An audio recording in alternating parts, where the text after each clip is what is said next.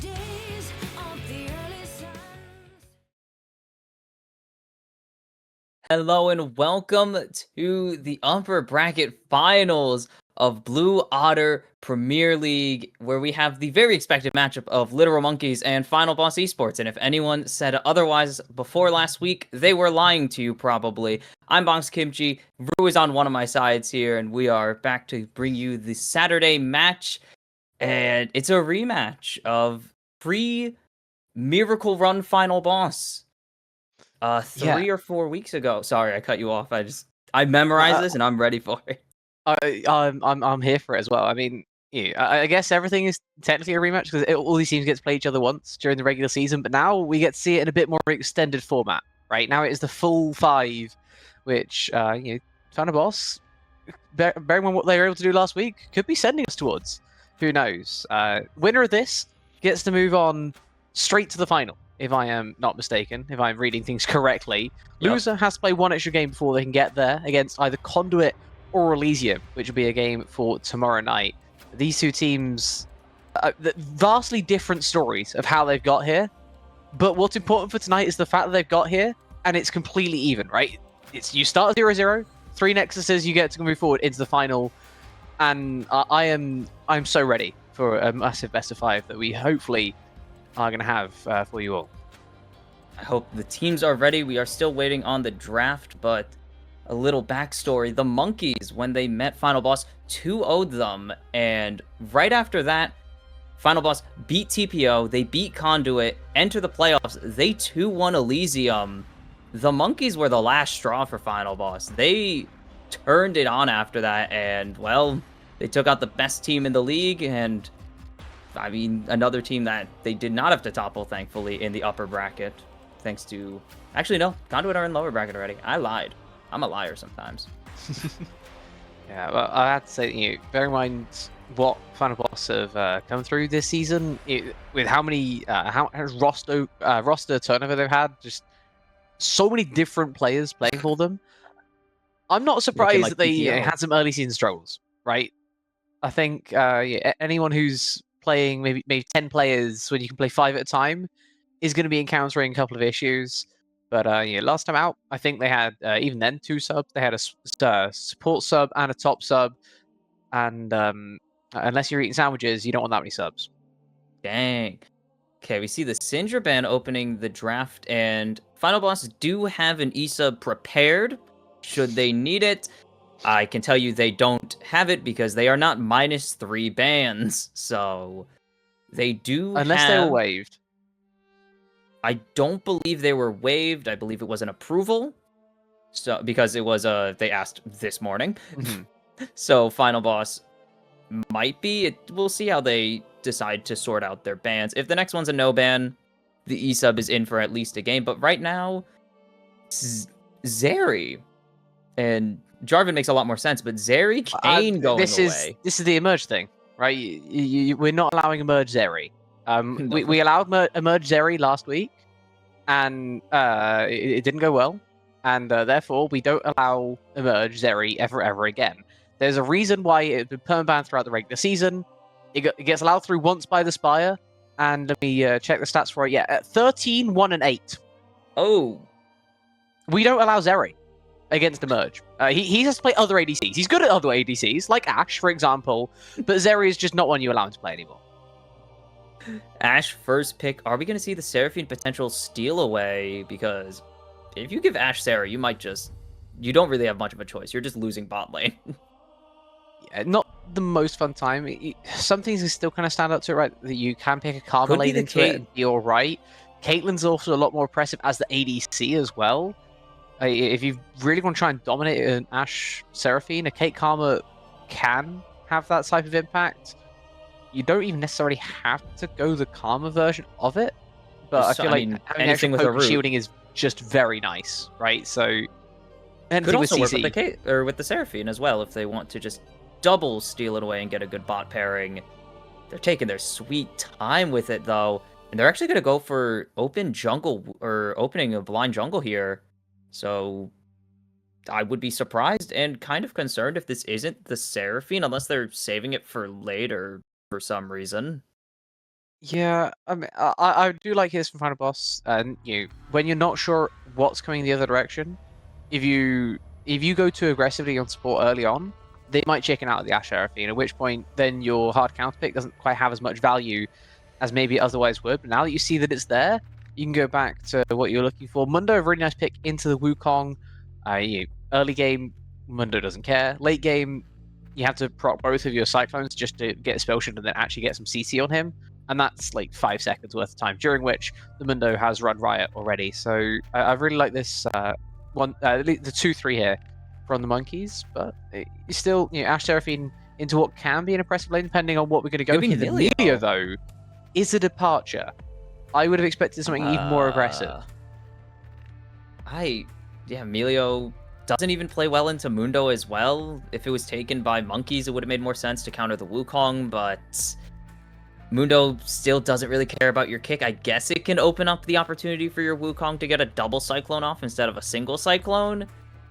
But Ash Seraphine, you're not really countering them. You give the Kate the extra range, but your kicks are not really doing anything to the Seraphine Ash. They're just going to be happy to sit back and poke you down way easier than you can, as mid lane bans are being traded out here, as that's kind of where the focus is. It's just top and mid left. We already know what top lane's probably going to end up being, as boring as it is. Yeah, I mean, solo lanes are typically left for this type of rotation. To double back onto that Melio thing, I don't hate it as a combo with Caitlyn, especially if you're worried about Ash Seraphine as a whole. Outranging it can be a very valid strategy if you have the ability to survive the early game. Caitlyn can somewhat survive the early game. Melio allowing the potential to outrange. I'm imagining something like a Hex Optic's going to come through, probably with a Rapid Fire Cannon as well, at some point down in the bot lane here for Final Boss. At which point, maybe you can mitigate some of the factors that Ash Seraphine has going in its favor, right? It's once you're in Ash Seraphine's range, you're in trouble. But if you can stay out of it the whole time, maybe that dynamic switches around just a little bit as we are getting through these secondary bans. As you mentioned before, heavy focus on towards mid. And finally, that tank top going to be banned away. Looked like it was going to be on for a second by Monkeys. Instead, switching to Cassante. Final Boss banning Ari, banning Cassio. Are they picking like a Rise here? Is that the wrangle?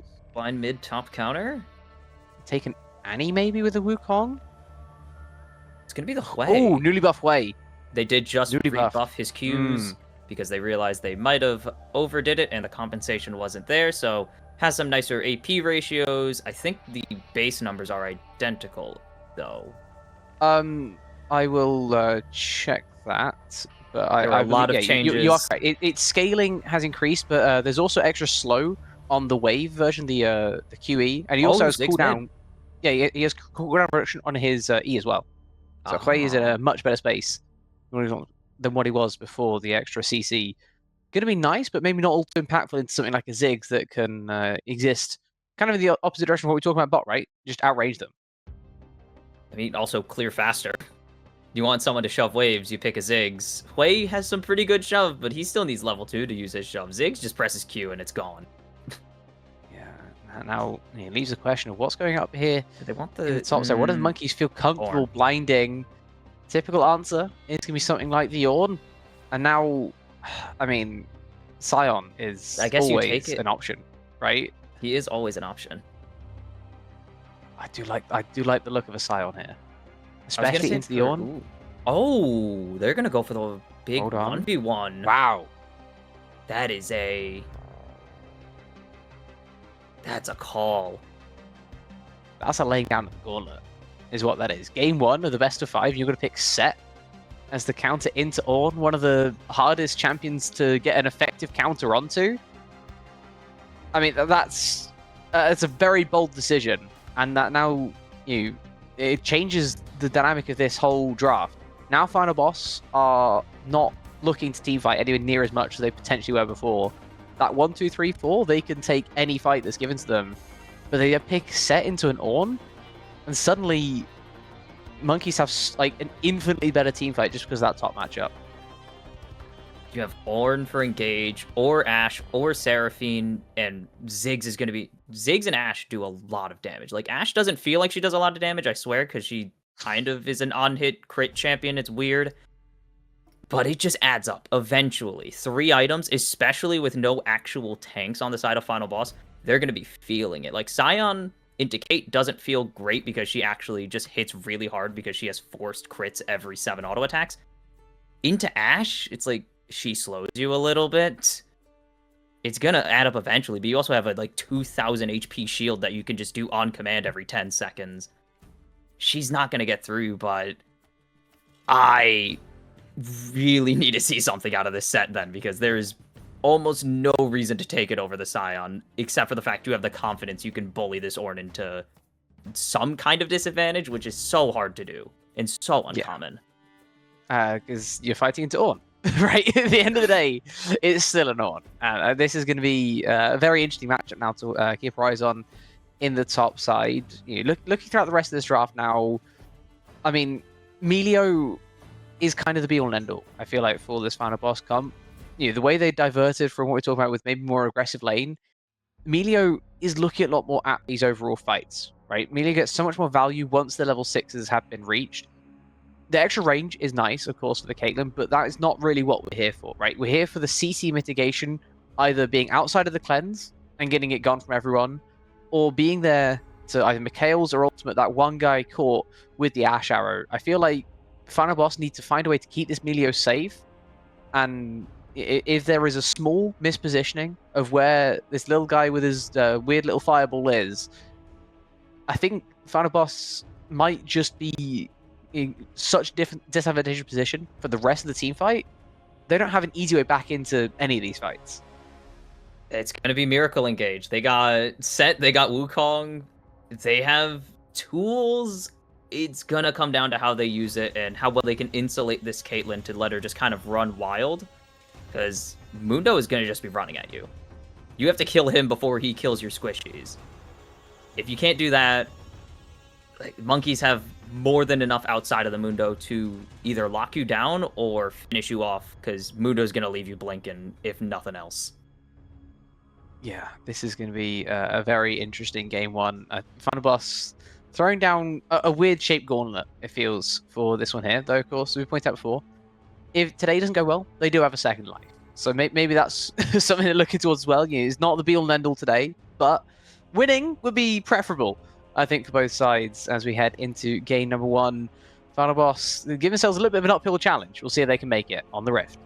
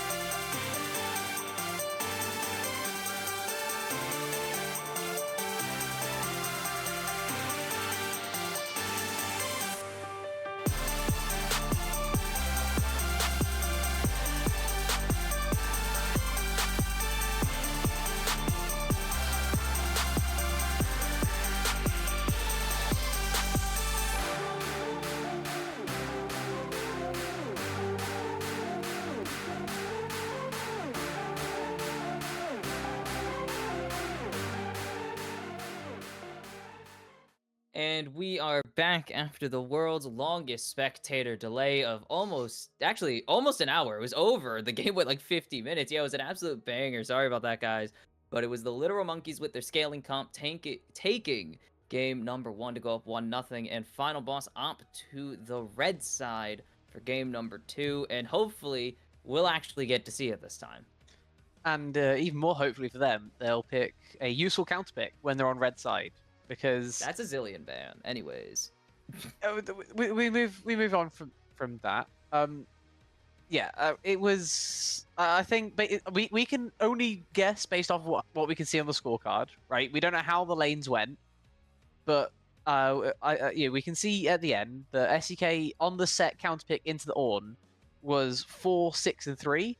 Did not work. Meanwhile, Baxon on said Ornn was Axel, 5, 1, popped off. and 16. Yeah, didn't So, really work. Oops. Another one.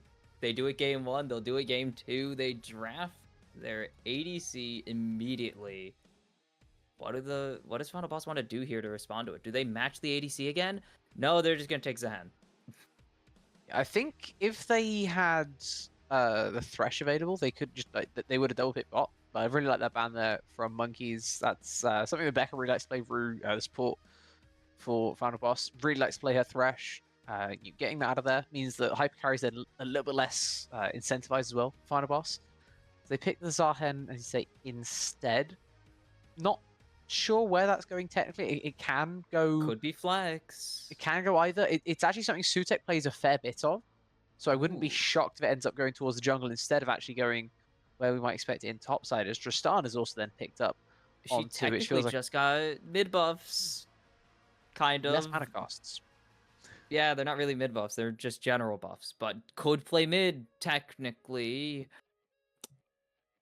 Yeah. Double flaxes. I'm slightly less inclined to believe that one. I really hope it's not a Tristana mid, unless it's some really favorable matchup, as they're going to read... Taking it this blind. Taking it this blind would be quite something. They're going to read Zahen top lane. They could try and match. This is the other thing, right? When you pick a Jax into a Zahen, Cooper plays Jax, like, this might just be a wherever the Zahen goes, we will match. Yeah, you just want to follow it. Very solid support to stand beside a very nice hyper carry ADC. Monkeys, a similar idea to what they went with in game 1. Maybe a little more protection for their Jinx. So we can take a Rakan now with the Tristana and Final Boss starting to get an identity through their first 3. It's going to be a nice team fight ultimate, but just Rakan into Braum kind of feels like trash. Not many things for anything. You go in, you get queued, and you just have to leave, and it makes you feel kind of sad. Then again, the quick trades, what Rakan is there for, right? Could work, but it's Braum, and he makes those really hard. Yeah, you're gonna be insanely fast. Quick trade turns into a long skirmish very easily with him. Gotta be very, very careful for Final Boss. They're gonna try and mitigate that as best they can. But they got a bit of an identity for me now. Tristan and Rakan both like to have that ability to commit forward. Zahen loves following up on precisely that. See if that kind of identity carries on through the second 2 picks. I've really liked this Ahri ban here from Monkeys, denying exactly what we're talking about, right? Easy follow-up with mobility to close the distance. Ahri, one of those champions that's so oppressive, especially in the mid lane. Just get it out of there. Don't want to be dealing with that. Interesting to see where Final Boss now actually turn towards when they don't have that as an option. They actually they banned the Ahri last game with the Cassio, so are we going to see another Sylas ban to keep it going? No, they're actually going to get rid of the Malzahar. They want their engage to actually be able to do something instead of just get yelled at for 3 seconds. And you got one more ban away, and they hate Cassante. So even with the Jinx. I still hate him. Allowing Cassante it's dangerous, right? SEK as well is one of those guys that he just has champions that, especially Cassante, can really dominate a game where you don't want it to dominate in the way that he can. Instead, Final Boss gonna maybe choose the passive route after having their premier choice in mid lane taken away. Take the Victor, which is a decision. And then Monkeys sticking very much to the identity of game 1. Hello, Mr. Top Lane. Please do not die, Baxel. Stay there and just kind of chill for a bit. Sound good? It is kind of harder with much more damage being thrown at him than, I guess, anything else. If it were maybe not Zahen, who is more than happy to just keep going, and Tristan that's a Lux counter pick. That's a Lux mid. Not something you see every day. Has been somewhat on the rise recently. Lux mids, nothing in particular like allowing it. It's just kind of slowly crept back. Just someone with insane burst. The solo queue has monster. ability. Absolutely solo queue monster.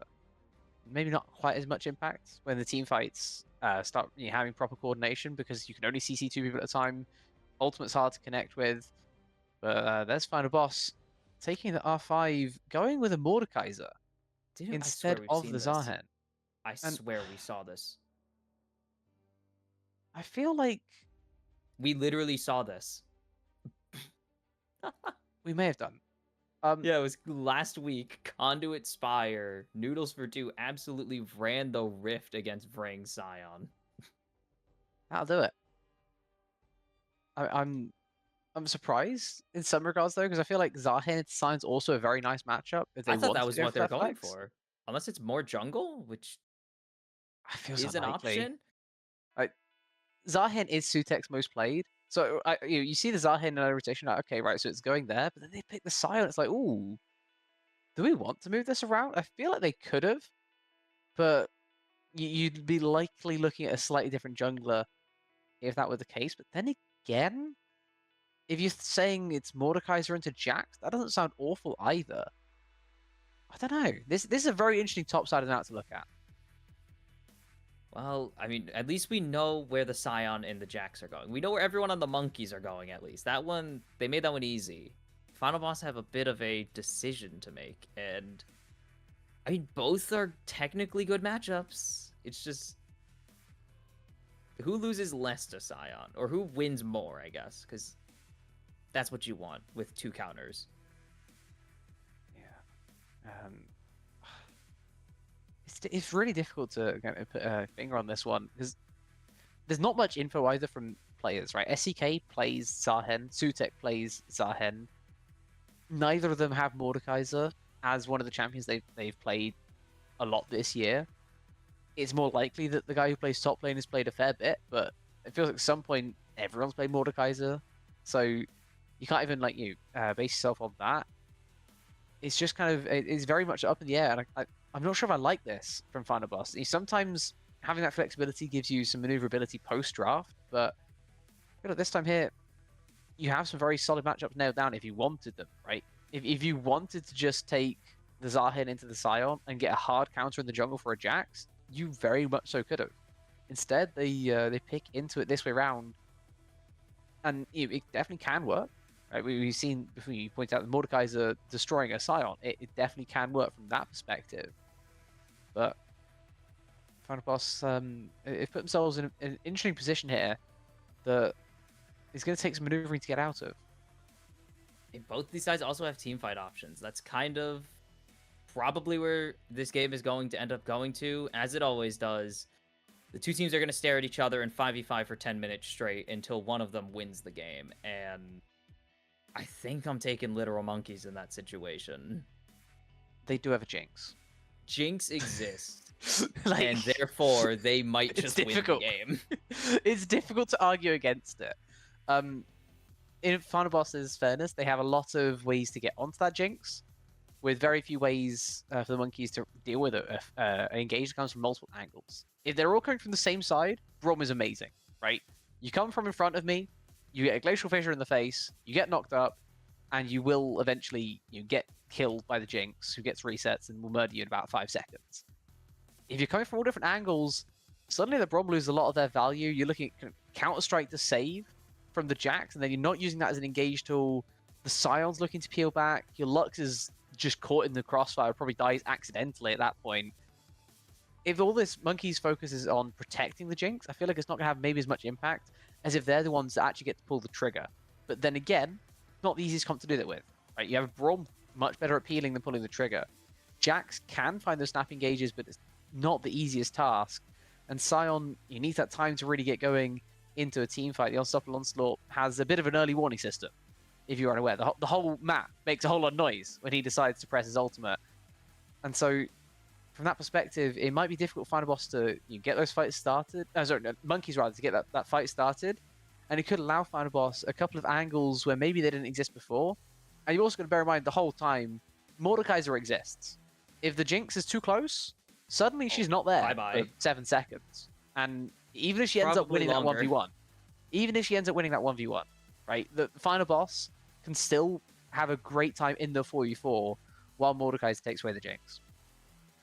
I mean, it seems like it's going to come down to Jinx versus the world, as all Jinx games end up doing, because you are just so crucial to your team's team fight, and getting a single reset matters so much. So we will see if the Literal Monkeys can insulate the Jinx properly and get themselves a nice hyper carry to carry them to a 2-0 lead, or a Final Boss will break through a lot of peel that they have up against them and tie this series and make it a best of 3 for the finals. We will see you on the Rift for game number 2. Don't go anywhere.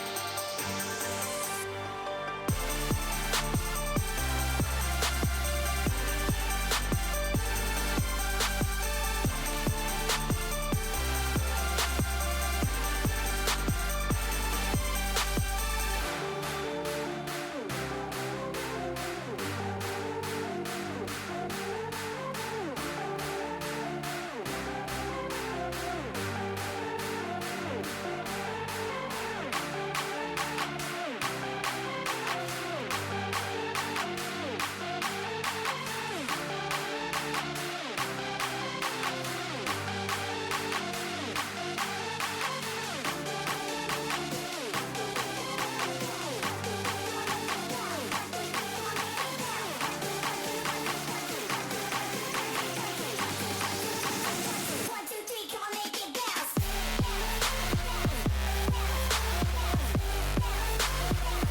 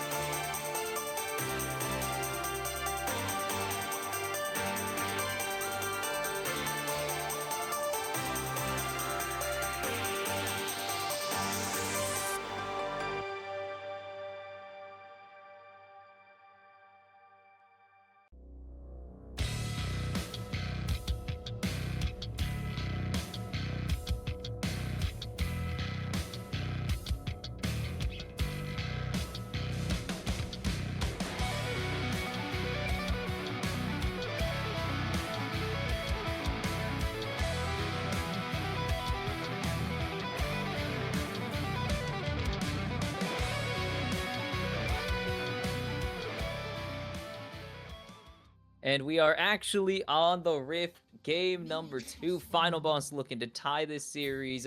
Literal Monkeys looking to put the gas to the something. I ran out of metaphor halfway through that sentence, but 2-0 or 1-1 is on the line, as is always the case, as nothing is happening. We 5-pointed, and we decided that's more than enough. Yeah, Yeah, I mean, there was interesting bottom brush things that happen, but they happen in every game, so they become somewhat less talked about. One team puts a ward down, the other team walks forward, sees the ward. Emerged. They actually didn't. They didn't even walk up this time. Oh. Jean-Claude emerged. Just let that ward happen. You can see it's not been Really? picked up. For You can see Tristana, we're able to get that for free? I can see it's on Absolutely ping, freebie. which is... You should I mean, never it's let... suspected, but it is a complete freebie now. I mean, it's only 5 gold. Yeah, but it sometimes dictates a bit more than that, right? It sometimes allows some positioning in the lane that wouldn't otherwise be allowed into a brawl. Maybe less so this time. It appears that the Jinx may have enough. Hello. Nice oh, they get the flash out. I don't think they needed to do that, but Jean-Claude going to continue going forwards here as the bomb does get put on, so it does put a little bit of pressure on Emerge to drop back, and that, okay. That wasn't really about the ward, but they still won. Yeah, and they win while also finding level 2 way later as well, right? You see them just ticked up now, yeah, a good bit afterwards, so the extra HP, the extra ability didn't change anything. Now you can hop in as well as the Jinx. That hit! Oh no! And level 2 means that they have to burn the heal, they have to burn the barrier. Buzzin Poots is going to pick up first blood. And Jean-Claude just has to drop back as Lost Times is putting... Where is Koopa? Putting on the jukes. As Koopa is looking for a reset. Flash committed. They're going to get the flash for flash there. I guess that's a positive trade.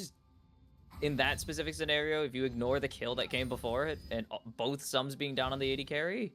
Yeah, and the thing that actually nails it in on being positive is the fact that Sutek went for a cross map to try and clear some Koopa camps, but found out that he cleared his bot camps first. You see that red ward on the red buff? Koopa starting out on his red side, starting out on the bot side of the map. If he doesn't, he loses at least his Raptors here, I think, after going for that 3 camp into the gank. Sutek sees that he has 12 CS, sees that he's done 3 camps, looks for which ones have been done. Unfortunately for him, finds the wrong side of the rift, has to then go back to clear his own camps. He's now down in tempo as well. You'll notice he's missed his wolves, clearing his Gromp, and he still hasn't even gone for the crab. The Zahen's actually been somewhat put behind, just because Coop went for that play as well. I'm assuming the timing was Coop shows after Sutek walks into the bot jungle. Because otherwise, that's just a bad play. Because Sutek was in mid, you should have just walked to top lane after seeing Cooper go for that play. Yeah, I'm not honestly sure about how that's come about. It feels like Sutek may have just somewhat missed the timing there. Because Zahen doesn't have the slowest first clear either. He's one of the champions that is like most of them can just go for it as Cooper's going for it. SCK is going to have to flash here. But even without the flash follow, Baxel going to flash and get the decimating smash in. Cooper on both side lanes and making an impact on both of them effectively too. Yeah, it's flash from each side, but he hasn't even based yet. That's the price he has to pay. It's not much of a price though. When you're getting summoners in one side, kill in the other.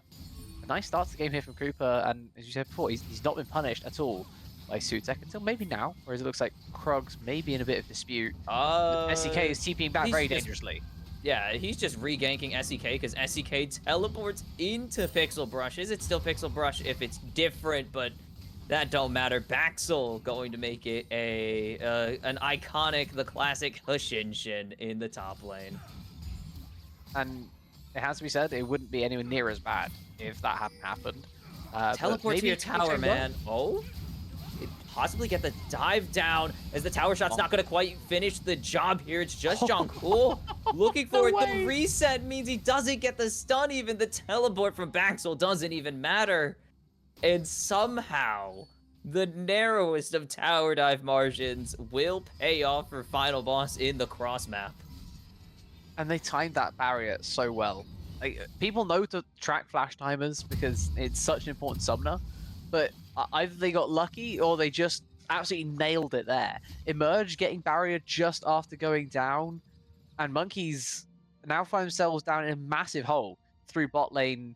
The Rakan Tristana comes online so early, sometimes you just don't expect it. And so far, Emerge unable to keep up, right? As the Jinx into a matchup where you can be killed so easily, it's happened a couple times, and now that late game teamfight we were talking about in draft is so much further away from being a reality than what you'd want it to be, right? Jinx can survive going down, right? It's a hyper-scaling ADC. You're expected to not have the best of laning phases, but being down 2 kills to a Tristana, she's going to have such a disgusting peak in the And mid-game, just she's still able free to to do jump this. in. Just jumping in without fear. They don't even get an auto attack down on Rue, and they just got one down on Bus, so it's just not even gonna matter.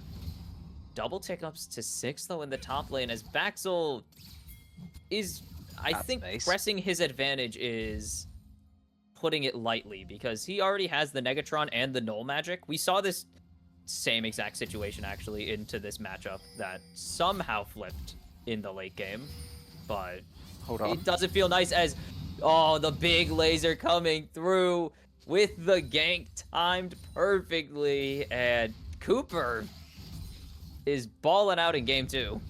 Yeah, absolutely everywhere. I mean, it's what he's been doing throughout the whole season, right? He's not a jungler that is focused on farming a lot of the time. He's there for his team when they require him. Right, and this game, they've certainly required him. He tried to turn up bot, gets the flash, but can't quite get anything else. Turns up top lane, gets the kill.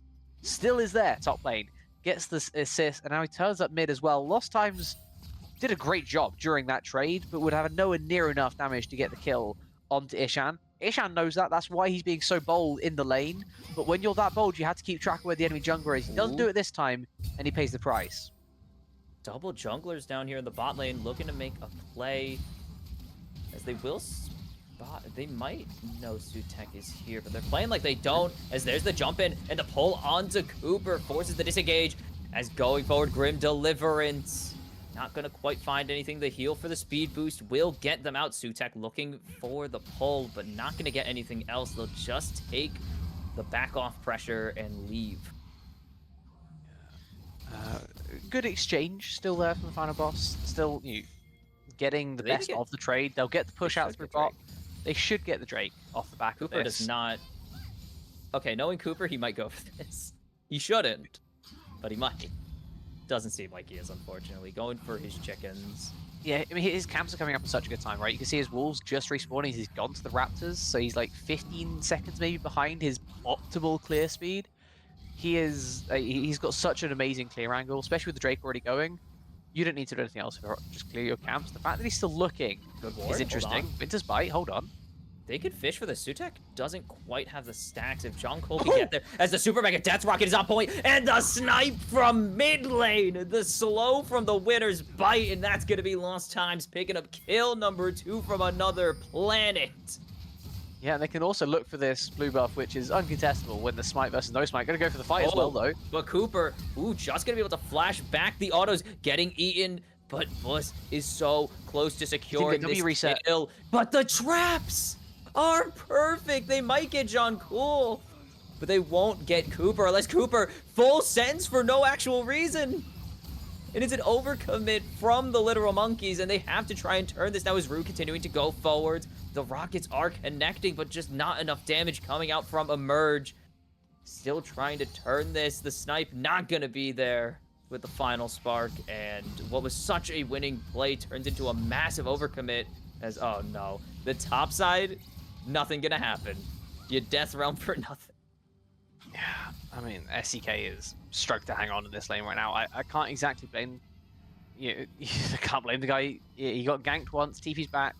The second death is what really does the damage. I can blame him for that one. You can blame the TP. The first gank is like, okay, good job, jungle. You got me. You got my flash as well. Second one, okay, but now the state that he's in, this is the game state you're put into, and Sion is just better. Right, after those kills, if you're even with the Sion is winning.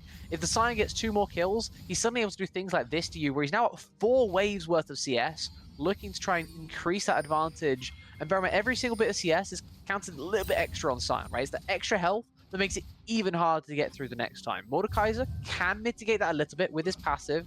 The percentage damage is very useful, but pre-Rylai's, you're not able to proc that very efficiently at all, and SEK is just trying to do everything he can to get there, but because he's self put so far behind, he's going to be so delayed on getting to that spike. If Baxel's going to have like a Kainic Rooken first, and at that point, your Rylai's first with its cheaper itemization doesn't count for anything.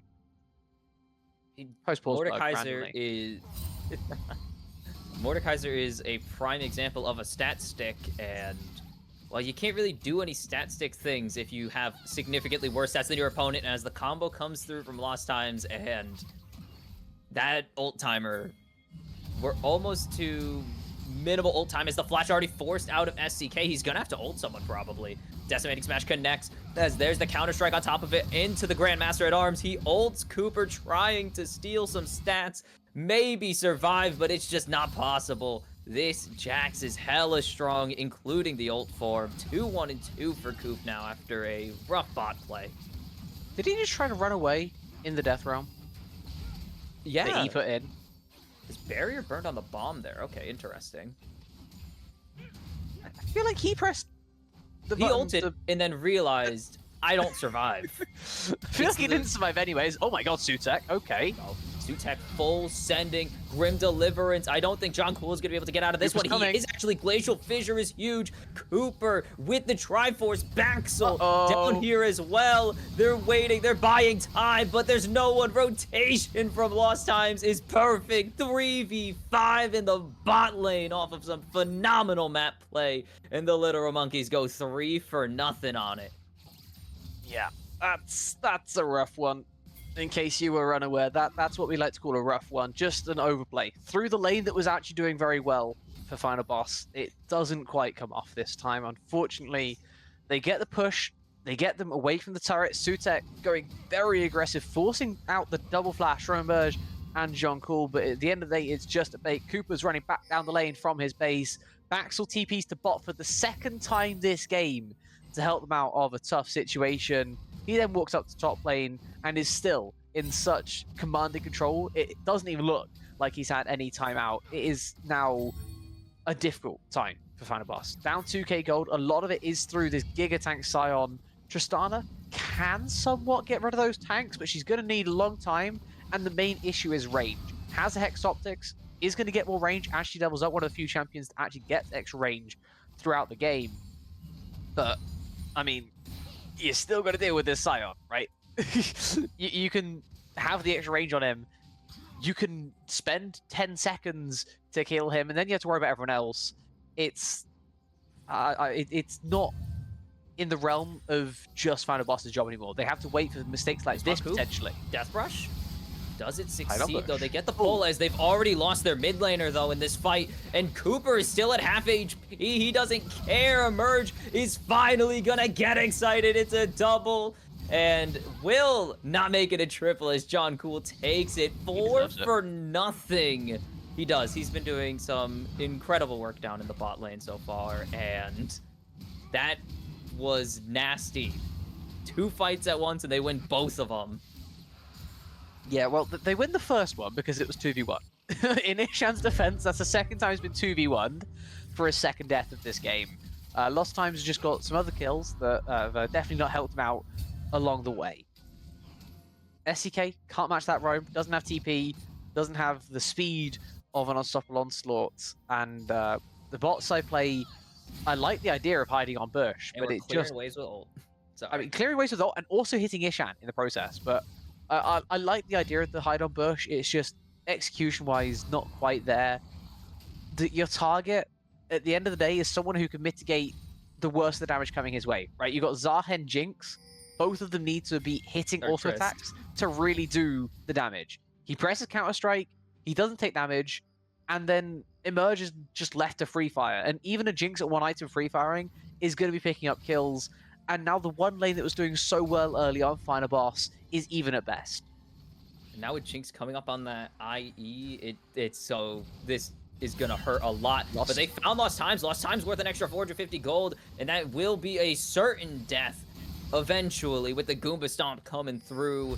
And that's the gold swing you were looking for if you were Final Boss, because you're gonna need all the help you can get right now against this Jinx and this super fed Scion. They're 2v1 in him, and he's still above half HP. Yeah, he may have got slightly below at the end, but he does have double refillable with 3 cookies. So He that hasn't isn't even going to been last forced a long. cookie. That's how you know this lane has been going above expectation. Doesn't Yeah. have to burn any of the biscuits, and is just going to be able to hold on to those for as long as he wants. How scary is a Scion with a cookie? I feel like that's A like lot, way worse 'cause than it a only- Bell Scout. For most people, it's like, oh, it's not that bad. Only heals like what 5% of their max HP. Sion's 5% of Sion's max HP is like several hundred, Yeah. or In this missing phase, health or whatever. And it's like, yeah, that's a lot still. it should be 100 at the very least, right? 5% 2k would be about 100. But it's not the most important part right now. The fact that he just has them is the important part. The fact that they're also getting mid-tier 1 off the back of the Rift Herald is very good as well for the Literal Monkeys. As soon as they get that objective, able to use it instantly to grab yet another objective off the map. The first turret, actually, to be broken in this whole game, which is somewhat surprised for them. Bot side tier 1 going over to the final boss before make all sense. that. I mean, Tristana, right? Very efficient. Especially with The how the early deleted lane went as turrets. well. But Very hard to get that push. But top lane, it's just because Baxel wasn't there. yeah, I mean, he TP'd down to bot twice. If he hadn't, it's so much worse for SCK. He's TP'd down to bot lane twice. He's walked down to mid lane. He ran down to mid lane a different time. Like, he's been out of this lane so much more than most other top laners would be And on yet, Sion.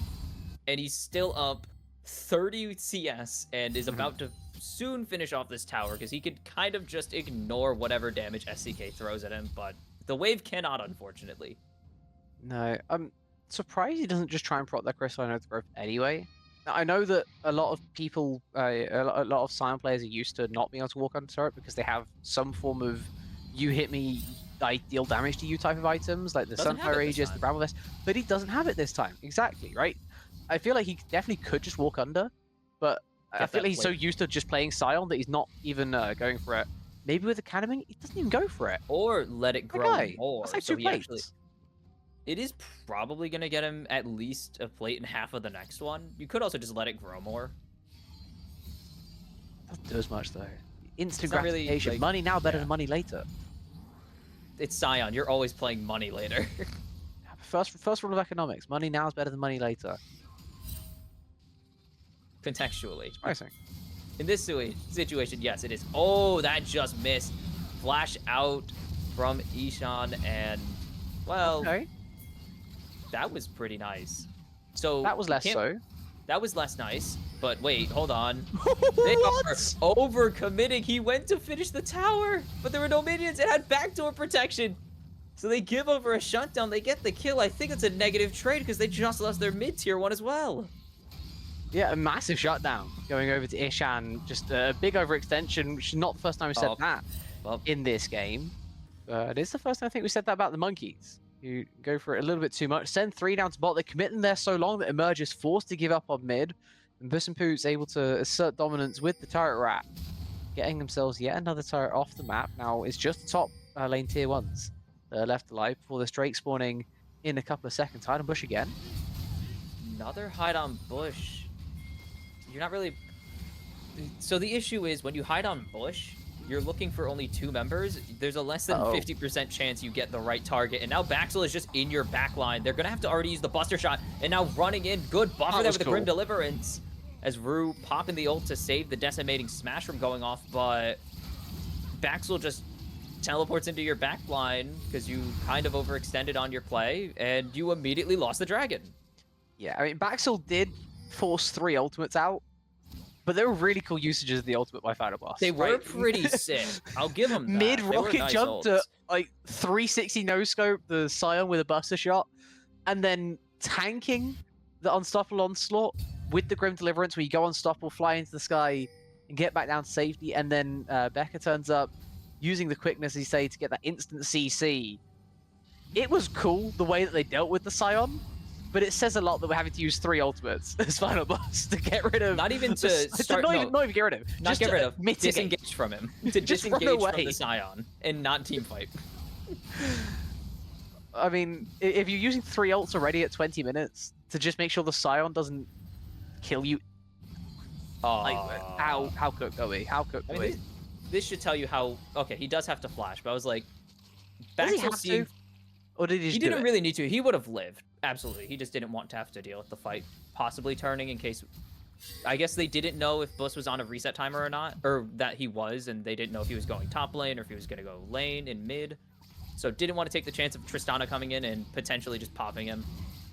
I think Because he's that's, like, also the only- got to be aware of where Sutek was as well, right? Because Sutek just cleared his Oh, yeah, he knew there were fronts, went 3 down to there. the walls. The Sutek went back down afterwards to get rid of his raptors. So I think that was maybe the missed information they didn't have. Is this TP in here from Lost Times? They're trying to make a play out of the top fight.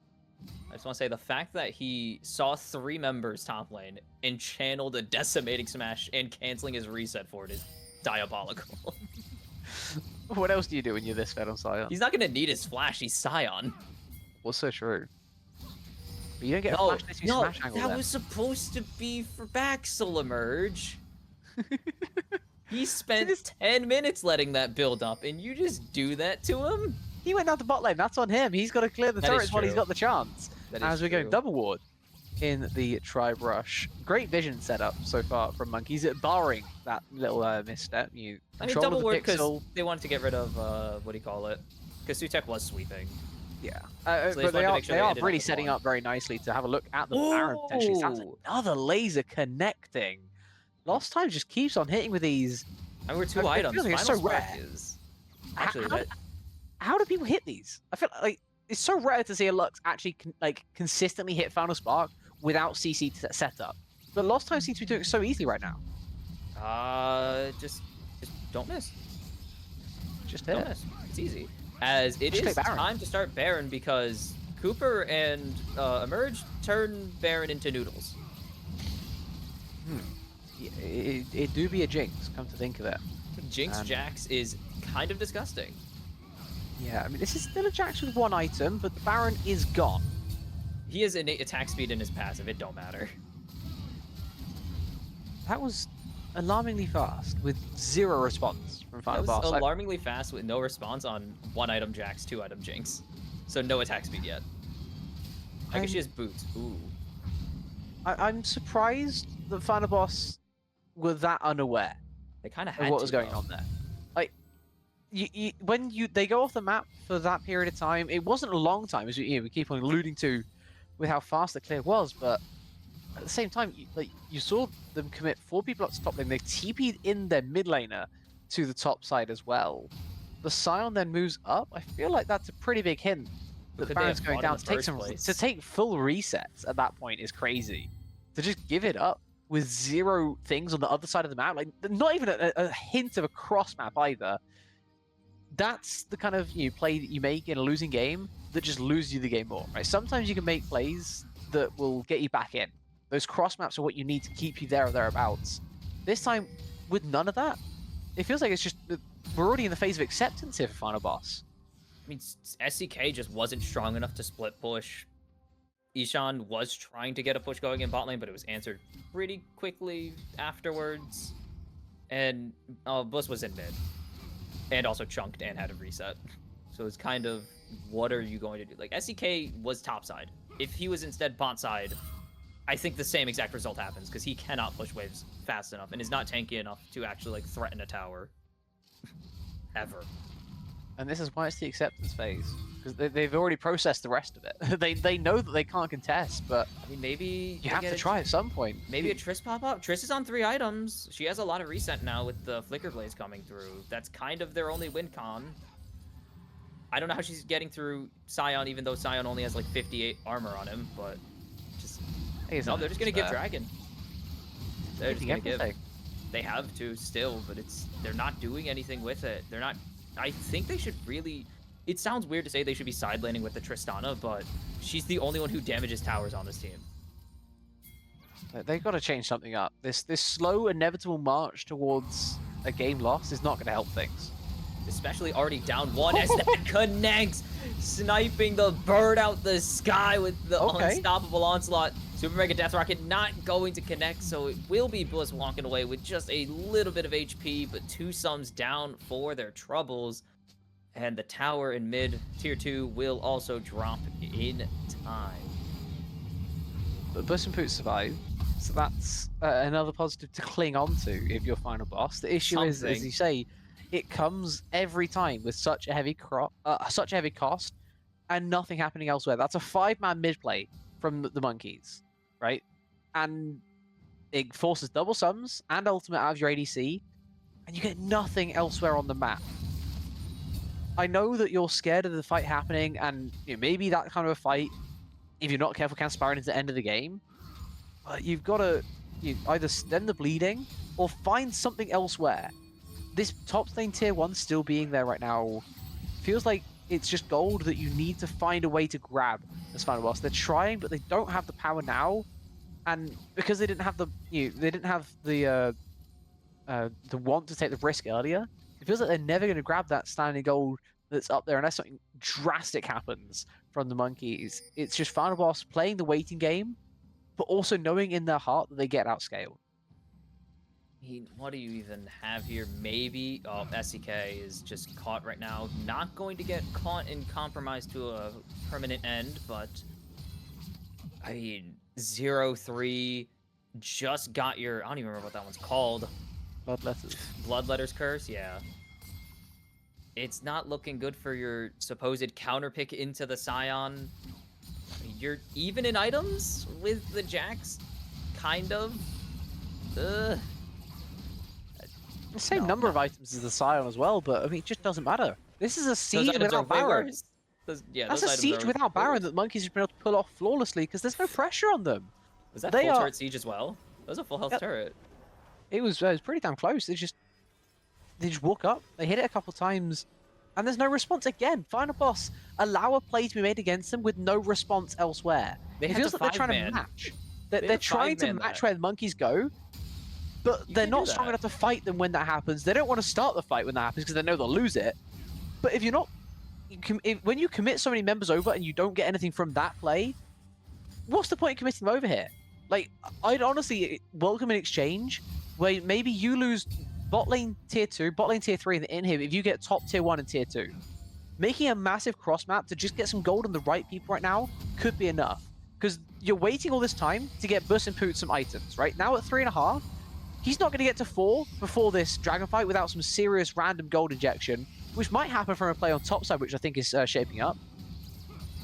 So they're going to walk away again. Nope, they can't. They're just not able to engage, it seems. Or at least not able to convince themselves to engage. They're scared. They know that one wrong turn is going to be the end of the game. But, I mean, you got to do something eventually. You can't just bleed out forever. Or else you're just going to lose the boring way, which is eventually lose Baron, get pushed up to your towers, and lose in a boring 5v5. That doesn't really matter. This isn't a team in the monkeys that you can wait out and wait for them to make mistakes. They have right? Jinx. The rest of the teams in BOL Premier, you can maybe argue differently, right? You can maybe say they will eventually give us a chance. I feel like we saw that somewhat with their game against Elysium. Elysium gave them so many opportunities that finally, Final Boss were able to take advantage. The monkeys are so different from that. They will wait, and they will wait to have the game handed to them. Now you're starting Baron on Vision, and I wish you the best of luck. I don't even know. They gotta find a miracle fight, but they don't want to take that miracle fight, it seems, as Little Monkeys are just fight if you're not going to fight. They're more than happy to just keep pushing in this mid tower, wait for them to overextend possibly, or disengage, and then just go do Baron, it seems. Or get the soul in 20 seconds. Yeah, I mean, there's literally that one tiny window of threat where it's perfectly warded by the monkeys. Again, not making that mistake, not giving the opportunity to Final Boss. And now they can turn the objective that they really wanted to go for. They wanted to go for the soul. They didn't want to try and flip the game over a random Baron. They just keep control. They're not even for it. They're so late on it. They can try and cross map with the Tristana Zarhen. They can, but they're really late on it, and there's still vision. Like, such an early TP as well. This is happening. Yeah, the Mega Death Rocket's already used. Yeah, Mega Death Rocket's already down actually, but Lost Times is already up there with Baxel. How low is this Baron? It is pretty low, actually. They're going to have to give it over. Good cross map secured, but you get a temporary buff. You got to make it last because the literal monkeys just picked up one of the strongest soul in the game. Ishan is already down, though. Will be able to possibly trade one. Will, with the Chaos Storm, shutdowns traded. But, I mean, that's kind of your strongest split pusher besides Trist already down on Baron. Yeah, I'm not even sure you want to take Cooper's cross mapper. Coop is just looking to end this as they are hitting hard, and Coop 2v1ing right now. Sutek finally going to get out of there with the Grim Deliverance as Becca goes forwards, trying to do anything she can with the quickness as Baxel is in the middle of 4. He doesn't give a damn. SCK puts Cooper in the death realm, and just like the first death, or well, the second death actually, he still loses that 1v1. It's a little closer at least, I guess. And that's already 2 Barons down. Yeah, and it's not going to get any better either here. Oh no, Baxel. Unstoppable onslaught into the tower. Picks up a recalling, shopping, it seems, Buss and Poots. So, I just want to get this one clear. The whole reason for Final Boss delaying this game for so long was to try and get the Tristana to the item spike with 4 items with maximum crit. She just got that from the base here from dying. If we're doing all these to try and stall the game out long enough for a Tristana to have 4 items of crit, why are we then taking the fight before we have the 4 items of crit? If that's the win condition that you think you've identified, why are we taking the fight before then? They really wanted that tier 2. They really wanted their tier 2 alive, I guess. That's my best. That's literally my only explanation. If they're gonna be so picky about the battles they're actually gonna take a stand at, to then take a stand at the time when it was like the one time they should have actually just backed away because they didn't have their spikes, seems crazy to me. Right? You're waiting for this Tristana the whole way. You are delaying, holding onto the game for as long as possible, taking a Baron as a cross map to the Hextech Soul to try and hold on. And then you take a fight with a not quite 4 item Tristana, and not quite, I don't believe Ishan even had his 3rd item either. Like, you don't have your item spikes, and then you're going to fight just before you get them? This feels so misguided from Final Boss. Sutek is out of position right now. And might be getting collapsed on. Is resetting on a ward that he does not know about. Just able to get out of there from the Glacial Fissure. But not getting out of there is Becca, who is already dropped early. They will not be able to use that Grand Entrance combo to engage. Jungkook gonna pick up 1 as... Dude, you gotta stop ulting it. You gotta stop ulting Cooper, dude. It's not working. Baxel's just 2v1 in the front line, meanwhile. It's gonna get the solo kill on the Tristana, and it is just Ishan watching, hoping to defend this one, as Baxel is eating tower shots now. As Flash, Decimating Smash will be all it's needed to get Literal Monkeys up to 2-0 in this series, and 1 win away from the finals. That might be the weirdest game of League of Legends I've watched this year. I'm gonna have to throw that out there. Seeing a team so willing to just slowly bleed out and not even attempt to put any sort of bandage on, just to slowly stop existing, just to accept an inevitable defeat. I'm shocked. This is not the Final Boss that we've seen play against Elysium. This is not the Final Boss we saw at the end of the regular season. This is... I'm kind of struggling to quite quantify what we just saw, because it was just acceptance. I feel like that was the word that really defined it. It was not denying the fact that it happened. It was not trying to fight against what could have been unstoppable odds. It was just saying, yeah, they've beaten us this game, and we're not going to try and stop it. We're going to just let them have what they want. They're going to keep on getting a better advantage with a team comp that scales better than us, with a team fight that fights better than us, and we're just going to sit back and let it happen. That was a really, really odd game from Final Boss. I mean, that's the kind of game that just... They felt it early, and that's just the soul being taken out of your team. And that's the one thing, I mean, that Final Boss kind of have been playing with. They've been on a hot streak because they've just kind of been they've been confident. That's what it takes to take down the top team in the regular season and send them to lower bracket on a shock upset. And as you said, it doesn't seem it's here. They need to find something because the drafts haven't been particularly incredible. And the execution of those drafts, I guess they had some early game here, but then insane overextension in between the tier 1 and tier 2. And from there, doesn't seem like they really wanted to be in this game. And they gotta find a change. They gotta find either some confidence or get back to basics and play your asses off, because you're 2-0 down now. There's no more room for error. Yeah, I mean, that was one hell of a way to continue this best of 5. The first game we get to see, but maybe the last thing once we find a boss's mind. They're now to win 3 in a row if they want to go straight into the grand final. The full reverse sweep is required of them. Otherwise, it will be a lower bracket final they'll be put into. We'll have to see if they can come back from this after this short little break.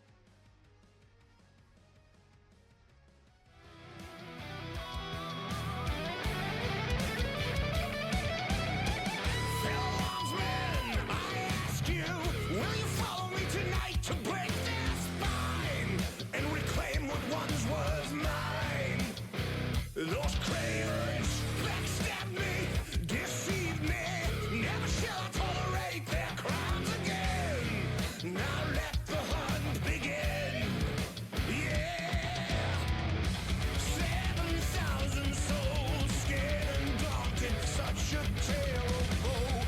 Not too long ago, this village was a golden scene of hope. Call down the reckoning to bring back hope and peace, restore our glory to live forever. Yeah, bring down the dark regime. I know how to unleash eternal power. Lead us to order. I am the light bringer. Yeah. I am the light bringer. Now listen, fellow warriors, I ask you, should my campaign come to an end? There's way more to avenge. Whoa! 50 million souls living in this realm without much hope. Not too long ago, this kingdom was a golden state of hope. Yeah!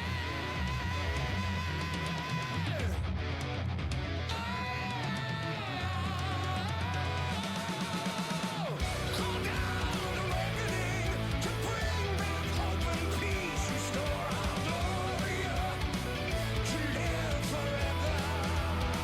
Yeah, bring down the dark regime. I know how to unleash eternal power.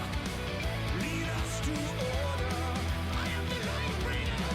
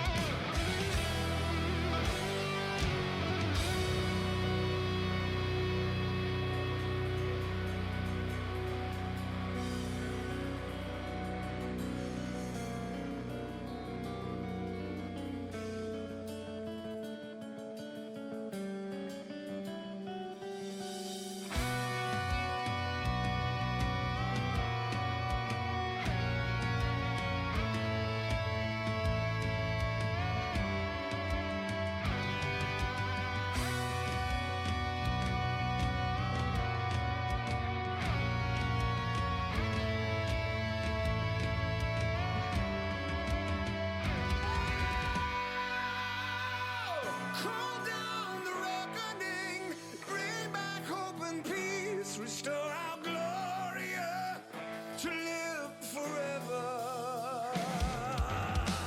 Call down the reckoning to bring back hope and peace, restore our glory to live forever. Bring down the dark regime. I know how to unleash eternal power. Lead us to order. I am the light bringer.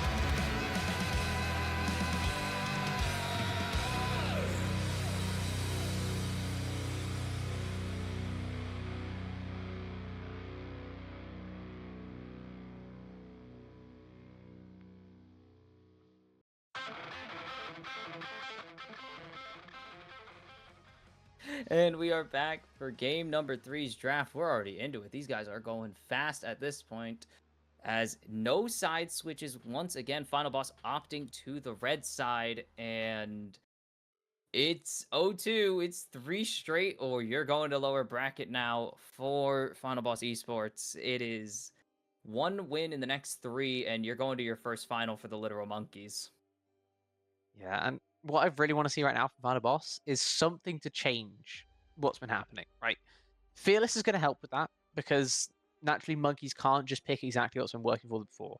They're going to have to change something at a baseline level every single game, but that hasn't been enough so far, right? They've still been able to have so much comfort, so much safety in what they've been picking. They've got hyper carry through bot. They've got a very solid wave clear through mid, tank top lane, do whatever the hell you want, jungle. Final Boss have to find a way to poke some holes into that, right? Whether it's finding a counter pick of their own that they like to play minus the Thresh that has been taken away once more. Whether it's maybe an assassin mid to get rid of the wave clear mids that we're seeing. Doesn't do great into Aurora, mine, but you got to change something up here as Final Boss. I mean, maybe it starts with just drafting Cassante now. Like, that might just be the starting point. Get a simple tank in the hands of SCK. We've seen him try to play carry. We've seen him try to play some kind of AP bruiser that didn't really end up working out at all. Back to another They Titan just need to interview. get someone who We can need a name for actually this eat Titan damage interview on series. this I haven't team. come up with one. But they're going I to could start do out with the Titan Top Sivir. as Not a alliteration, bad but I don't really opening, know. but You know, what would you call it? What would you I call do not this want to see episode another top of Titan R5 interviews? I got out of Proton, this team. Plat player with me, owner of Theory of Everything. What would you call it? I mean, based off of If what's you can happened name so this far, episode. I'm inclined to agree with that. I think on paper, they're not. I still don't like the Ornn. Sivir Kench, unless it's I don't clutch like top. the set into an Ornn. Kench is a really odd pick. I'm gonna have to let that has to be sit for a Kench top. while. There's no way. I'm gonna definitely have to let that sit for a while. But if it is a top lane pick, then I guess we're getting what we wanted, right? Because you're moving Tank away. top lane. It's a tank top lane. We're moving away from giving SEK all those draft resources that he's not been able to act upon. I'm. Loki there's reminding me of plenty the thing options that I there. don't want to see here, as it's going to be the Varus. The Senna is banned. That's all I'll say. That it's not like a Senna Time Kench type thing. But Time Kench in itself, just a weird pick in this type of It is a weird situation. pick here, actually. As Varus has been picked up instead by monkeys. Skarner, that's a good pick. It's more of the same. It's just monkeys having all the comfort they could possibly want. And it could go top lane still. I think it's probably jungle, but It's just another jungler that can have such impact on so many lanes, right? We saw the Jax in game 2 literally go from bot lane no. after 3 camps to top lane. This better be a jungler. This better be a jungle lock-in. This better be a jungle lock-in, I swear. Sutek does play it, Okay. so maybe there is hope for you in that sense. SEK hasn't played a lot of Gwen this year, so maybe We're gonna need you, we're gonna see big engage draft in these last 2 picks then, because they have exactly 0 engage on the side of Final Boss already. I guess we don't count Time Kench W, do we? Tom Kench W is kind of a butt engage tool. It does require a lot of usually other things. Follow-up. Yeah, it's usually a follow-up because it is so inconsistent to hit. Extremely obvious to telegraph, like super telegraph spell. If that's your only engage, you are beyond cooked. Yeah, I mean this is shaping up to be not too dissimilar from what we were seeing before. I hate to say it. It does kind of depend on where this Time Kench is going though. I want to see Final Boss take mid if they can do here on 4. Just keep it open. Keep whatever options you have as open as possible. The Gwen could be going top jungle. The Time Kench could be going top support. Keep your options as wide as they possibly can be. Take something that's fine into Aurora, but also have the knowledge that Aurora can be moving elsewhere if monkeys do so decide. You just got to take a solid mage here. Sivir or Leona, blow oh my open god. everything. Or just tell them what you're doing on 4 and then get mid counterpick on 5. Why not? Wait, mid count. The whole point of this draft is that you have flexibility. Is the enemy team doesn't know what they have to pick within 4-5.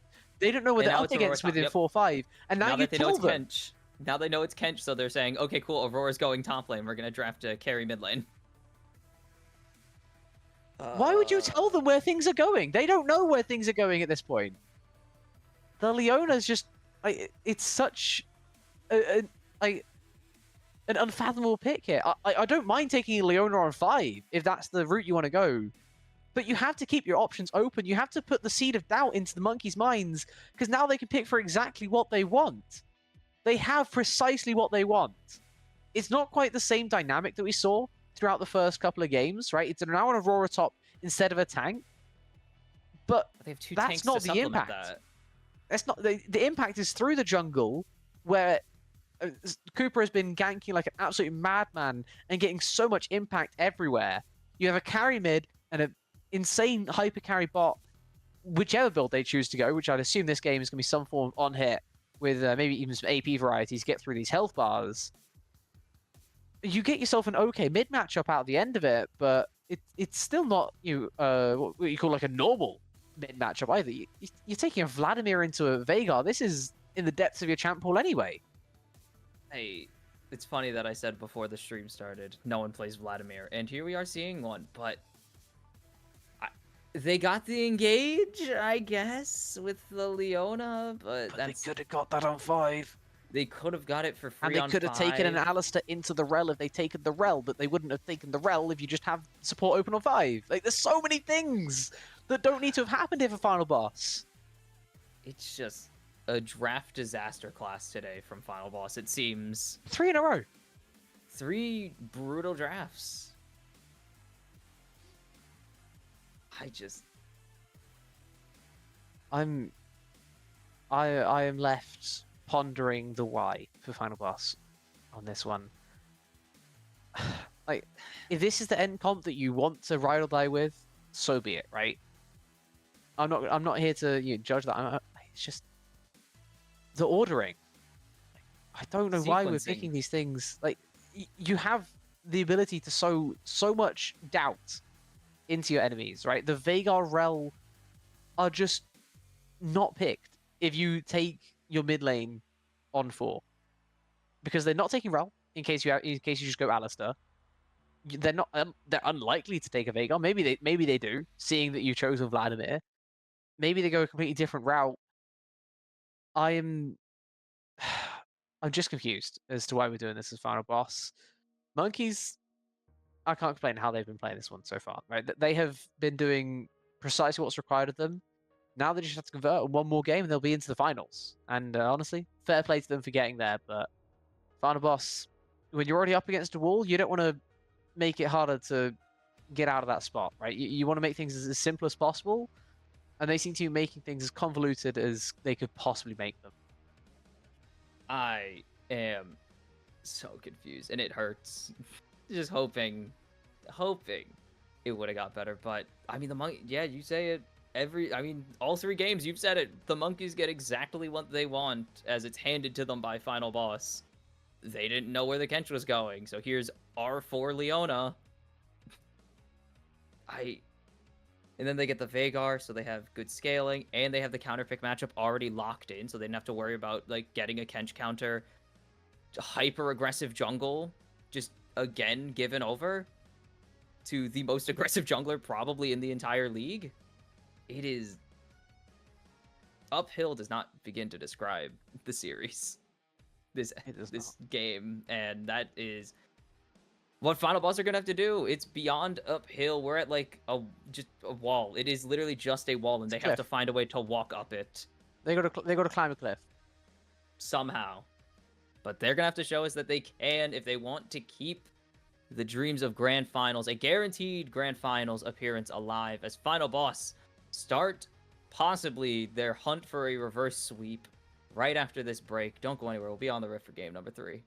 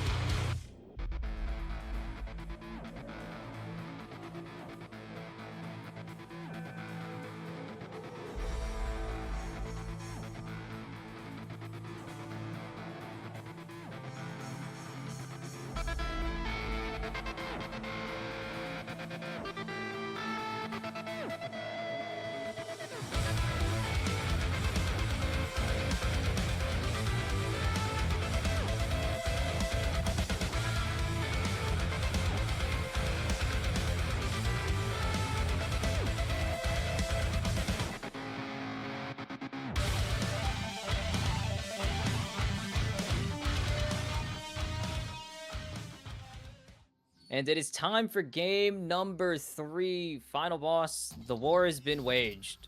And they're hoping it continues to be waged. If you're the little monkeys, you want the war to be over. You just want tomorrow off. You want Saturday off next week. You just want to play Sunday. One more game, one more series, and you're done. Yeah, well, it seems like they are maybe 4 games away right now from a BOL Premier Championship. They are within touching distance already. Final boss, start of the day, only 6 away themselves, but it seems to have somewhat slipped away from them. To be fair, worst case scenario, you just need to win 6 games next weekend, right? Yeah, worst case scenario. It's never an awful situation when you're in upper bracket semis, but you've got to still act maybe a little bit different. As Sutek is acting different, to be fair, in trying to evade on blue buff. Unfortunately, losing the smite fight, and Cooper is now happy to just sit there. Sutek going for the steal of the Gromp. Now you rat. Sutek? I mean, maybe. Ooh. He's going to get it because he has smite advantage. If he is. Loki, please. Cooper Loki. smited the blue buff. What is happening up here? They're still going over it.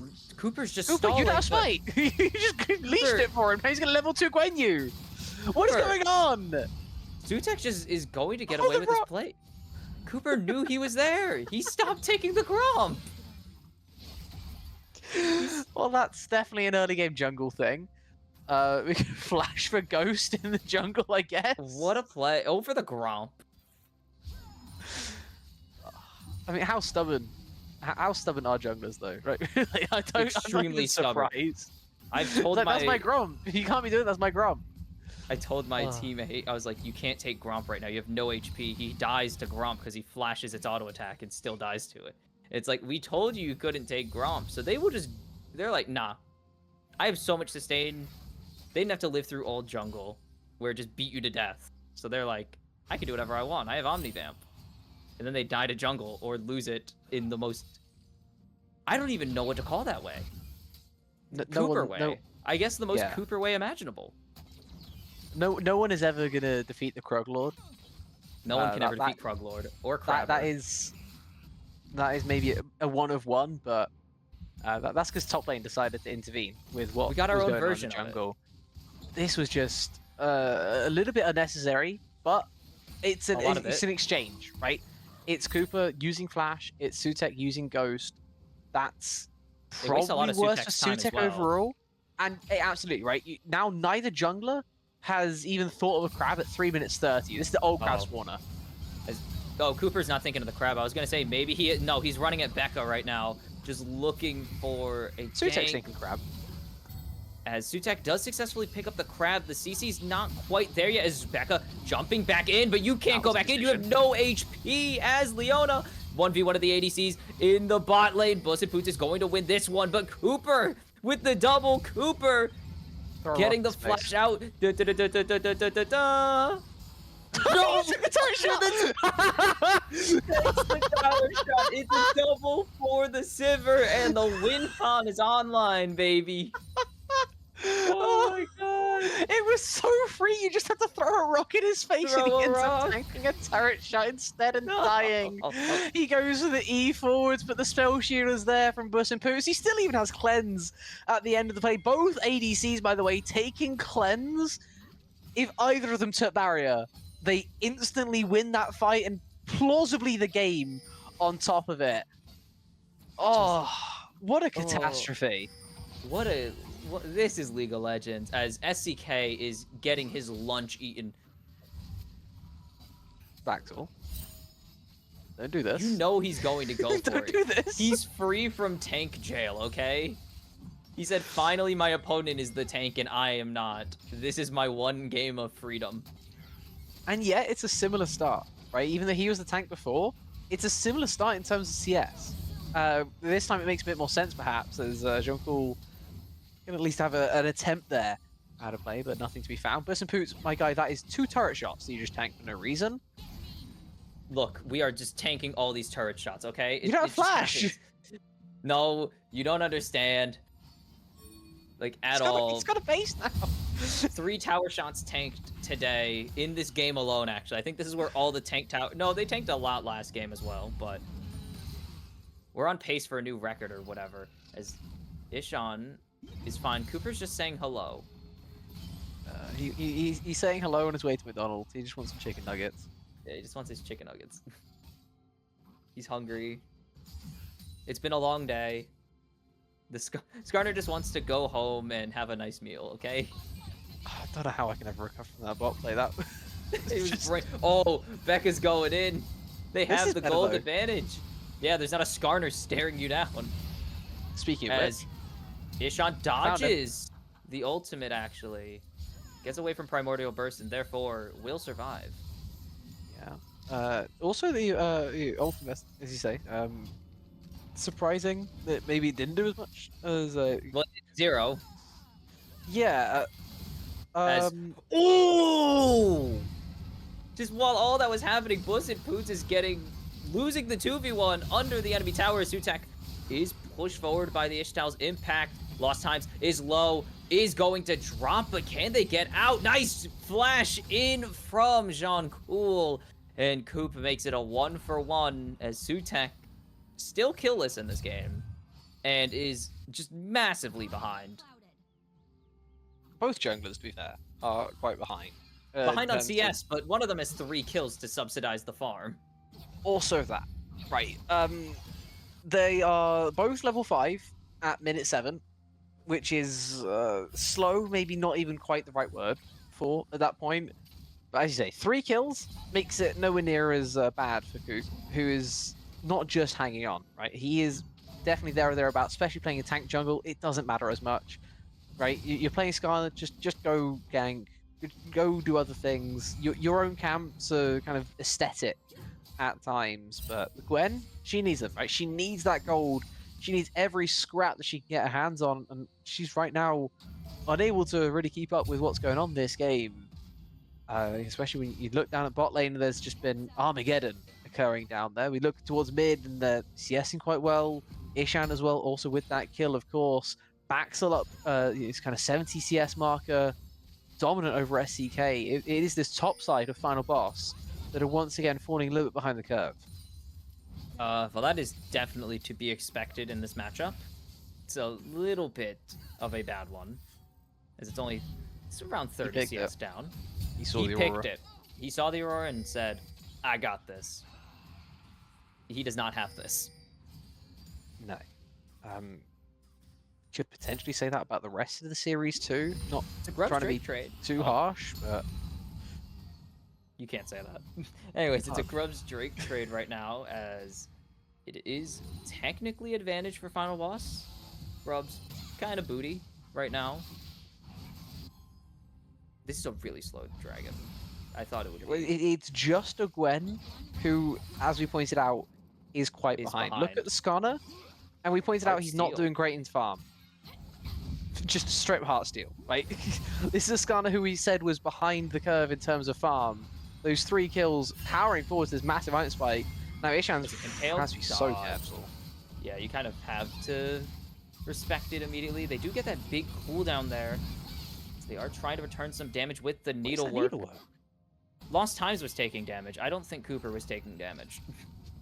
I'm trying to work out why we're doing that though. Rue, not Okay. going to quite get the play, but still gets the lockdown. But Lost Times is still perfectly okay, as Ishan going to get a lot of healing off of his ultimate there. We're still just chilling in mid lane. Now, but some Poos has roamed up as well. This is a 4-man commit from Final Boss to a play that was unlikely to work from the start. You're up against a Veigar who is in full AFK farm mode, right? Catalyst of Aeons plus a tier. This guy does not care. He will sit as close to the turret as he is required to, and he will just not fight. And yet, we're still trying to do absolutely everything we can. That was Rue just flashing to try and make that play work. And there's such little upside potential. Even if you get him, he still has TP to get back. Yeah, well, I don't have an explanation. I mean, it started out fine, a good response play, but then why are you rotating your Sivir up? I mean, maybe I could see Becca rotating up as a good thing, but dude, it's a Veigar. I don't mind the supports meeting each other. I do mind the That's support fair. flashing in the exchange. I That don't think is that the a lot. flash solar flare when they're that close to turret was ever destined to work. But you lose so much time in the bot side. That's a wave that your Sivir invests into a play that was destined to fail before it even began. I mean, 2 waves down. Just off of I that. just, I feel like we've been at this point, quite often throughout game 2 and game 3, but it's final boss making decisions that are so drastically different from the decisions that got them to this point. And that's what's really getting me. It's the fact that they are playing so differently from how they played against Elysium. They are playing so differently from how they played at the end of the regular season. It's just, it's confounding. Ishant, oof. Playing on the razor's edge with the Event Horizon, as it is double jungles in the top lane right now, but it's SCK who's in the way first, as Cooper's just going to keep going forwards, as Sutek trying to get onto Baxel. The Impale will dissuade, but Cooper is out of position now. But here comes Lost Times. They're going to find SCK. Can they turn this into a kill, though, as Ishant is coming to match between worlds, goes out, as Baxel jumping in onto Sutek, so low, and it's going to be secured by Cooper. It's 2-0 off a beautiful ultimate by Baxel. They do hand over the kill. That was a little int. Just running in, no HP into the Vladimir as the bot fight continues. Nice heal to keep Jungkook alive. Becca needs to secure this takedown, but Emerge just refuses to die, and he will survive. 2v2 goes beautifully for Emerge. Doesn't even have to flash for the double. And disaster in the bot lane once again for Final Boss. Disaster across the map for Final Boss. They lose out on the top side and the bot side played the small redemption factor. Was Ishan picking up a freebie after Cooper sent it just a touch too far. But that's the only difference between it being a 4-0 and a 4-1. And a 4-1 is still pretty damn good at the end of the day. It's just a shame you give that Vladimir a touch more extra gold when you kind of didn't need to. But you look at the overall gold and you say it doesn't really matter, right? Look at that. Look at the overall gold. It's 24k at 13 minutes. It's a 3k gold lead for the Monkeys. And it's not just on this 4-kill Skarner. It's now 3 kills on the Varus. He's already got first time completed, already got boots completed in his special slot there, underneath where his runes would normally be, and he's got pickaxe with a dagger. Compare that to Buss and Poots. He's not even at Yuntal yet. We can then look at mid, which is naturally not in the best of places after Vladimir's picked up 2 kills, including that shutdown onto the Skarner. But Lost Times is still there or thereabouts. The rest of the map is doing so well for the Monkeys, and bot lane, like it kind of has throughout this whole series, it hanging on until it suddenly turns around and it becomes yet more playable. This time it's happened a lot earlier than it has in the rest of the series, though, to be fair. As playing a bit of an early game scaler, right? You're playing the Varus instead of these hyper carries like Jinx and Ashe that take a little bit of time. And it's just, whatever's worked in the late game now working in the early game. How does this keep happening to Final Boss? They get advantage and it's just gone. Once again, Sutek, almost a non-factor in this game, which is a concerning reoccurring theme for usually the most or second most impactful player on your team in terms of like affecting lanes. Yeah, I find it hard to disagree with that. He's not had much of an impact, especially in games that we got to see. I'm just checking the stats of game 1, but game 1 he was 8, 8, and 7. Oh, Becca? Nice engage and already so low for Emerge. Forced to flash. Nice chain of corruptions going out with the Magnet Storm, and Emerge able to get the stacks going to secure the execute, as it will be the Impale going down onto Sutek.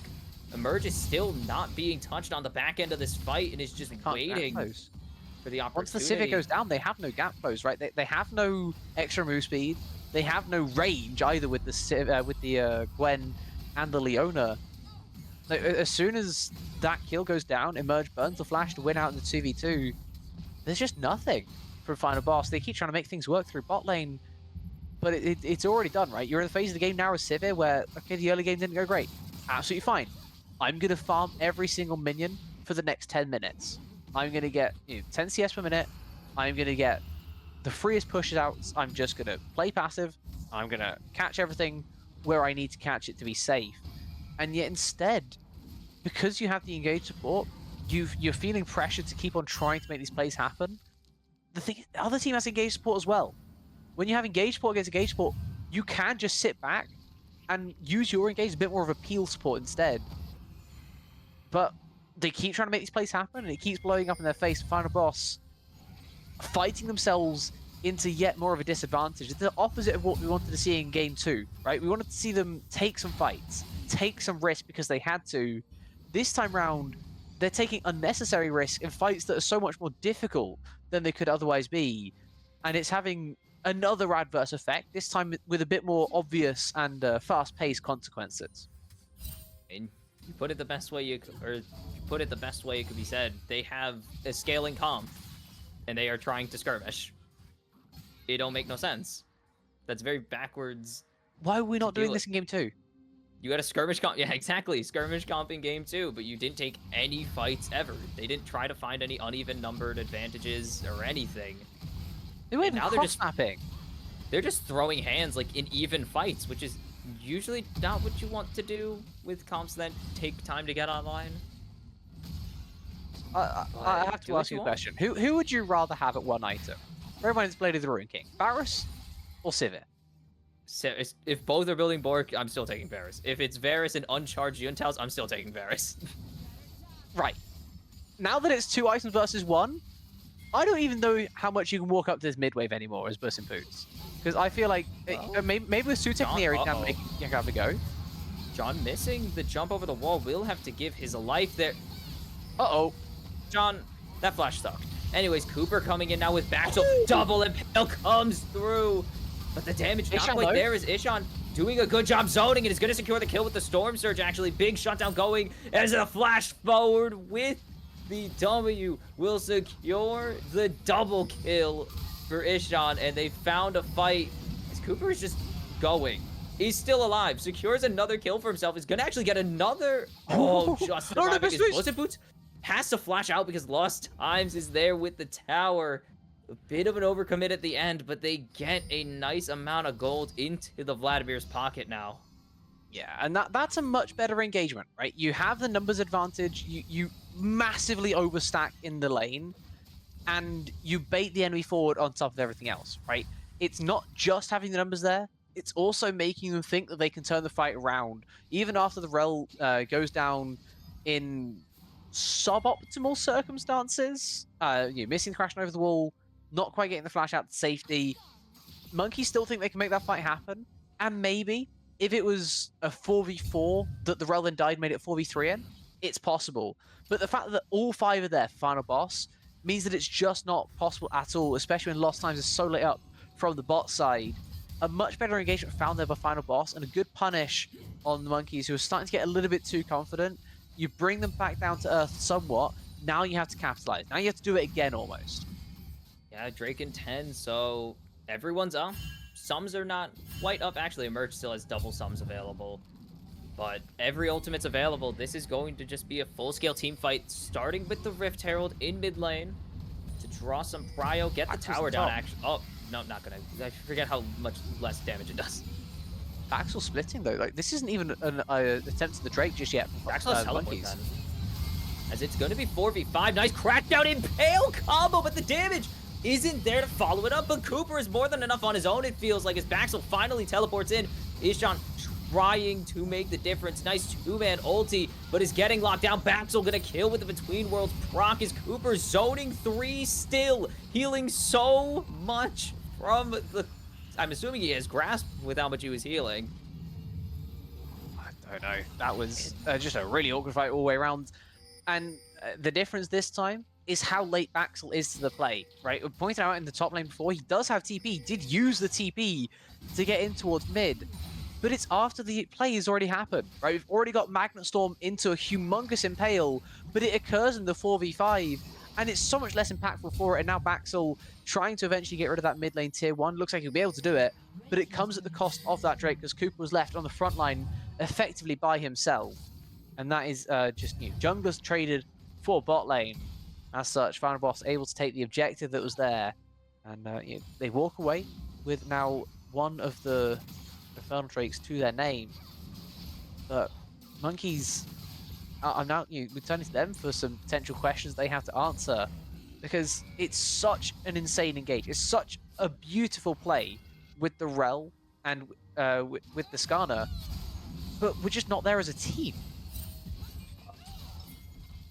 Okay, Lost Times is coming up, going to be dodged by the Sanguine Pool, unfortunately, so no Event Horizon as... Yeah, that's exactly what you expect, but maybe Sutek can turn this fight, already snipping and slashing, and is going to cut through Jean Cool very slowly, but emerges here with the damage. Misses the arrow, though. Really good dash. Flash forwards for the auto, just needs one more. Can he get it? Yes, he can with the increased range from lethal tempo, and is no, doesn't even give that anymore. Dang, I'm like 3 years old now on that. As in the top lane, meanwhile, Axel. Okay, fine. Securing the kill for SEK. It's not his first kill of the series. It's his 5th. He had 4 in the first game. I remember. Yeah, but I mean, first of what we've got to see, and maybe that's telling enough in its own right, especially around those 4 kills that he got in game 1, but with R5 counter pick, and he got more deaths than he got kills as well. A positive That's been true impact, for the entire series. Also true. A positive impact though in the top side, with the Leona Inso able to get that there, a 1v2, very effectively done. They have numbers advantage there in the top side. They get that play to work, but the bot side, it's one of those where we talk quite often in League of Legends about not trying to make 2 plays on the map at the same time. When you're looking to do something maybe as the top laner there, calling the support up, you got to be careful of what's happening on the other side of the map as Final Boss, and weren't quite as respectful of that. Ishan walking too far forward, getting himself caught by Jungle, who just decided to take the fight, ends up going 2 for 1, as Ishan is now going to trade his life by looks of things for another turret. I don't think Sanguine Pool is going to save this. Did ulti... That's healing. John Cool, so gets a lot of healing off of it. Has the speed boost coming in. I assume that's Storm Raider's Surge, because otherwise it wouldn't make any sense. Cleanse Force out from Emerge.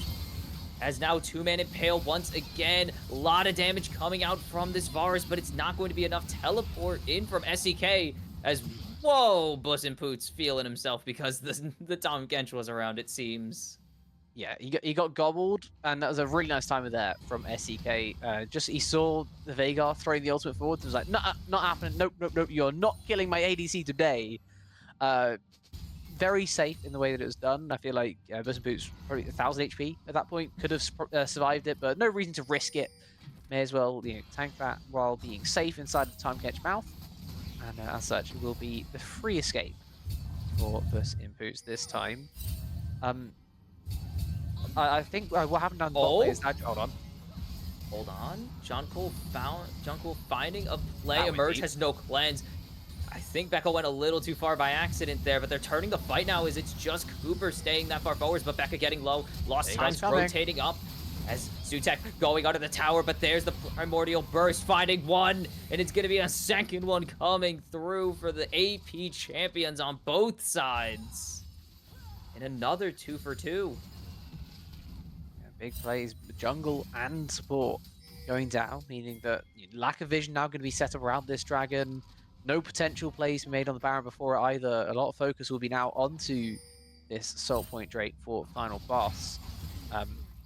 Again, just a little bit overplay, but comes with an even exchange this time. But Buss Boots still has to be quite cautious, even against the Veigar. He has the wave clear advantage, but tanking any extra damage suddenly puts him in some real threat.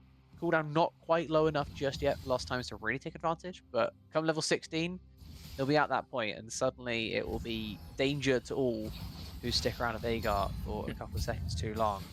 As I think maybe Lost Times also stick around a couple of seconds too long. This is SEK getting the push into top lane, but without TP for himself, he has to get down to this Drake very, very quickly. Kind of an awkward TP times all round, and this time Kench has to be very careful where he's stepping. SEK does have to flash already, and that is huge. Massively reducing the save potential of SEK on the Kench. And Drake is that started? There's a lot around it. And it was started by shot Ishan. through. Ishan just going forwards as Magnet Storm not going to connect on the back end of the fight, though. Enough of a distraction that Emerge is caught out and will be taken down in exchange for Ishan. But Lost Times is down. Double carry's gone as Cooper in the middle of it all. And it's not going to end well for the jungler of the Monkeys, as it is 3 dragons now in the pocket of Final Boss, and they are slowly pulling, or well, I guess fast now, quickly pulling this one back from what seemed like an inevitable end. Yeah, I mean, it's just solid fighting finally from Final Boss is what they've been so good at throughout this whole split. They've been lacking it today, but they use their very fed mid laner as a massive piece of bait. They say, please send whatever you want at Ishan. He will start this Drake off with this Q to get some stacks ready, and if you come for him, good luck to you. It ends up being an exercise in futility for the Monkeys as they send basically everyone they can, and they leave Emerge out to the walls. He gets deleted before he can have his real say in the fight, and that's not what you want to be happening there as the Monkeys. In case you are unaware, you don't want to be leaving your ADC to the walls when he's so fed. And this ADC was so fed. Now both of them are so fed. It's got a lot of the cleanup from that fight. Both of them are kind of 3.5 item mark now, as we are kind of in that kind of waiting phase between the soul spawning. There is, of course, the Baron that was just taken by Final Boss, but it's kind of limited to the impact it will have. Maybe a mid-tier one, maybe a top-tier one. I wouldn't expect all too much beyond that unless Monkeys give them one hell of a crazy fight. But that does mean that when we get to this Drake now spawning in approximately 3.5 minutes, Bursting Poots is going to be at that 4 item spike, precisely where they need to be. Sutek, already at 3.5 items, looking to make it towards 4. Ishan can't be doing this, though. Solo gets the Ignite out. Baxel looking for it. Flash Q secures the shutdown, as on the second half of this fight now has Sutek on him, but Sutek not going to find anything. Gwen is immune, but Cooper doesn't care. He's getting all of in her personal space as the Impale does connect. Nice ones again. Does Sutek have the healing to keep this one going? Has pushed Baxel off, is going to push Cooper off, and now a third member needed to keep this fight going, as the mid towers are just going to start falling. But finally, Sutek getting low. The Primordial Burst not going to be enough, but eventually Lost Times will take the kill, but it is in exchange for a mid tower. Mid tower and top tower, to be fair. SEK, you could have got away with saying 2 towers because he took top one, but you chose to double back. You could have doubled down, and that I have to say that is on you. But damn it. It is also a Final Boss for making that overextension there in the bot side. Ishan and Sutek going to be dropping this time. A touch unnecessary, but it shouldn't hurt them all too much as they start their preparations for the soul spawning in 2 minutes. I wasn't expecting Death Cap actually here from Sutek. I was expecting Zonya's. I'm surprised they went Hextech Alternator all the same. I'm talking about Lost Times. 4th item Veigar not going to fall the multiplier. I mean, wow, very true. Sorry, I was looking at the Gwen who went to Hextech as you said it. Hextech Alternator. Shadow Flaming. What is that? Shadow Flame? He's Shadow Flaming instead of going Zonya's. Shadow Flaming this late is a call. But I mean, not going the item that gives you 30% bonus ability power based on your current bonus passive power. Bonus ability power on top of your bonus passive, on top of your AP stacking passive, like interesting. Maybe he doesn't think he has the economy somehow. 6 kills, you'd expect him to be able to get there at some point. But if he doesn't think he can get the 4th item before the Drake, then I don't hate it. Because that Drake timer is massive, right? Morello's this soul fight could be everything. This Morello's is super needed. You probably should have put it on your Aurora, but we're not going to talk about that. It is somewhat harder to proc. One-man Death Brush. To Gwen. He is a little fed. One-man Death Brush. And from where Sutek was this game, to get to the phase where you can actually say they are quite fed, is something. They have farmed their way back into this game. High impact, just in all of the numbers, 6s and 7s in his scoreboard, as Cooper looking like the devil Gonna try and make another Cooper fight happen. jumping in on SEK as the backline is now exposed, but they've stopped Sutek's flank. But they need to kill him, and they have the primordial burst is more than enough. And now the engage is free to go as Becca trying Ishan, though. to get into the backline, but not he able walked to do into anything. the sun! Ishan doesn't even get the pronk of his He walked passive. into the cage! He walks into the event horizon edge, and now SCK is the odd catfish out, just left alone in what looked like a potential turnaround fight for Final Boss. It will be the Literal Monkeys delaying the soul yet another 5+ minutes. Oh, it was such a good angle, Final Boss. Even though they lost their Gwen to start things off, it's still absolutely fine. They have more than come online at this phase of the game, but they just mess it up in execution. Ishan inexplicably walks straight into Lost Time Stun. There had was such ult little of- threat. He would have healed so much. He just walked straight into it, and there is no explanation beyond. He just couldn't right click quite as well as he needed to in that fight. Still, plenty of time to turn things around, Final Boss. That one fight is not going to end the game. It's not even going to be close. But execution mistakes like that have to be weeded out if you're going to beat a team like the Literal Monkeys. Oh, that was actually the fight. Like, that's Drake Soul. It isn't really Baron pressure yet, but that's a lot of money for Ishan, most likely, if the fight goes the way they do. As I just see that Cooper has 600 stacks of Heartsteel. He's a thick boy. I don't think I've seen this many stacks of Heartsteel in any kind of organized game. It's just so uncommon. Yeah, well, that's because the organized games that you're watching might not be at the same level as BOL Prem. Definitely. Yeah, but still, I feel like even when we see it in Prem, it doesn't even get this efficient. Like, this is a hyper-efficient Heartsteel game. I really would like to see actually what he got on the Mundo game. Well, we didn't get to see that, but I wouldn't be shocked if it was similar. Would have been a lot. Mundo is so good at proccing it, and I am sad we didn't get to see the only big money Mundo series of the series, or game of the series. There we go. It's only ever one and done these days. But I wouldn't be shocked if it was maybe not quite as strong as the Heartsteel is for Cooper this game, but I feel like it definitely could have been similar. I'm liking this sorry, I saw a Banshee's Veil, and I'm liking it. Not even just because double AP carries, but just there's a lot of things you probably don't want to get hit with as a squishy that would most likely spell instant demise as Cooper is full sending, and Sutek just barely able to get out of there. Will dodge away from the Impale, but the teleport is burned by SCK, but he's fine with that. Baron is up at this moment, and they are just zoning now. Yeah, he's okay with it, but now somewhat forces the force. Puss.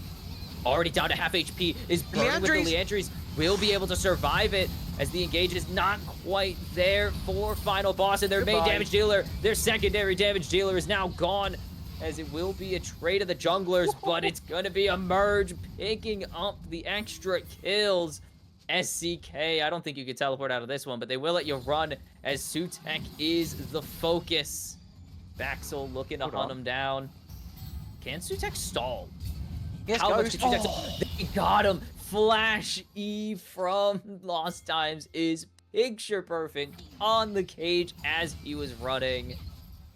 And this should be a Baron turn. It really should be. Worst case scenario, Veigar W with Q can probably smite better than the jungler anyway at this phase of the game. As Baxel, Baxel was shopping.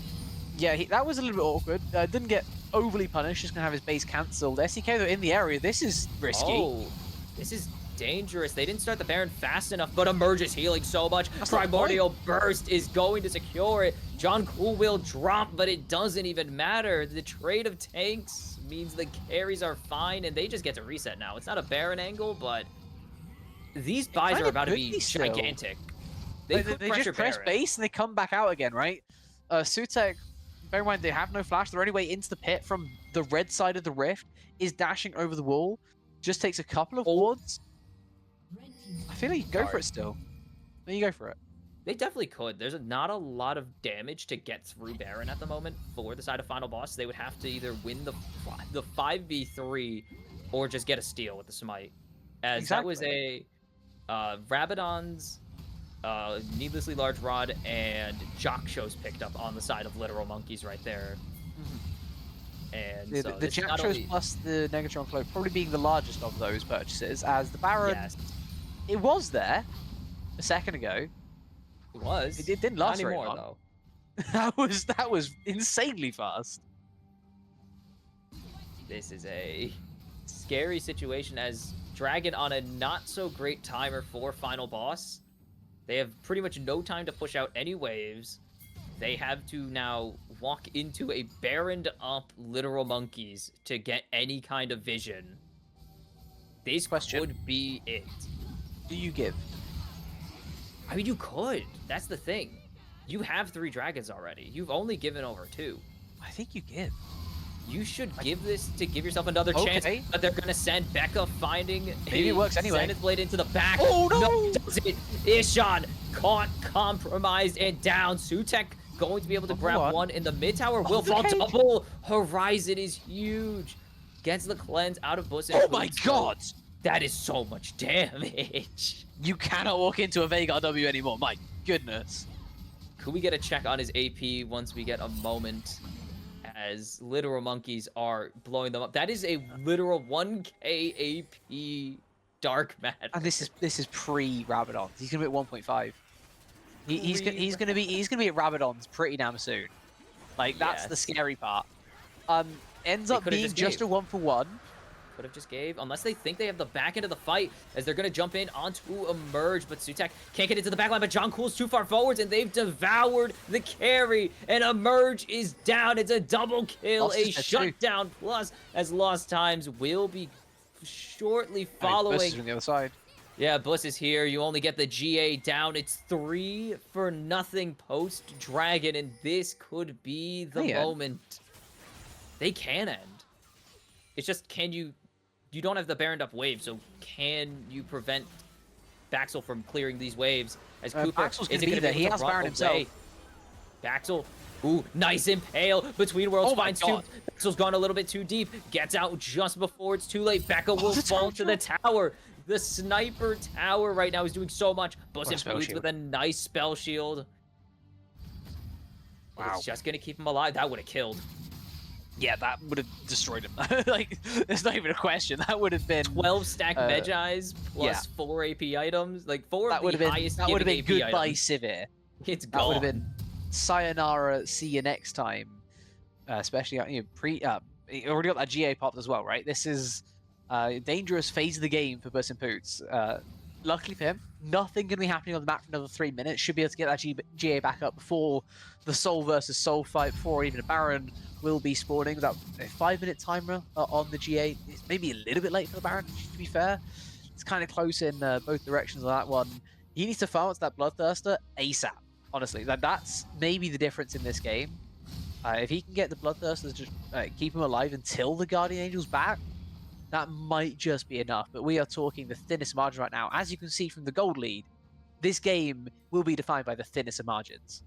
It is dead even once again. Something we haven't seen since like game 1. And we didn't even get to see that. Which absolutely sucks because, well, this game is getting about as long as game 1. And I think it's it gonna should match get his there at items. this rate. It should get It there at this definitely rate. should. I mean, 3 minutes, unless something crazy breaks out for no particular reason or someone's way out of position, they should be going over 40 into like 42 minutes minimum. And finally, Ishan buying Azanya's. Ishan is tired of getting impaled in Event Horizon on respawn. As Flash Okay. Engage will connect the cleanse is just in time as John Cool is a You're a little sacrifice. See you later. aggressive, but keeps Emerge alive. But can they get out? Needlework forces the flash, but he's tagged and he's slowed. Double impale. Can he keep Emerge alive? He's the carry. They need him, but they can't get it.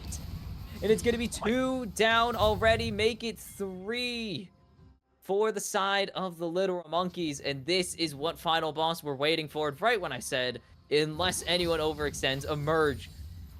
Again caught. It's such a reoccurring thing, but he just keeps getting away with it. Are we gonna have to rename the ruler spot? No. Because that was the ruler spot right there. In case you are unaware of the LCK, that there, Genji ruler, when you're watching MSI, that's his spot. That's where he gets caught at mid waves.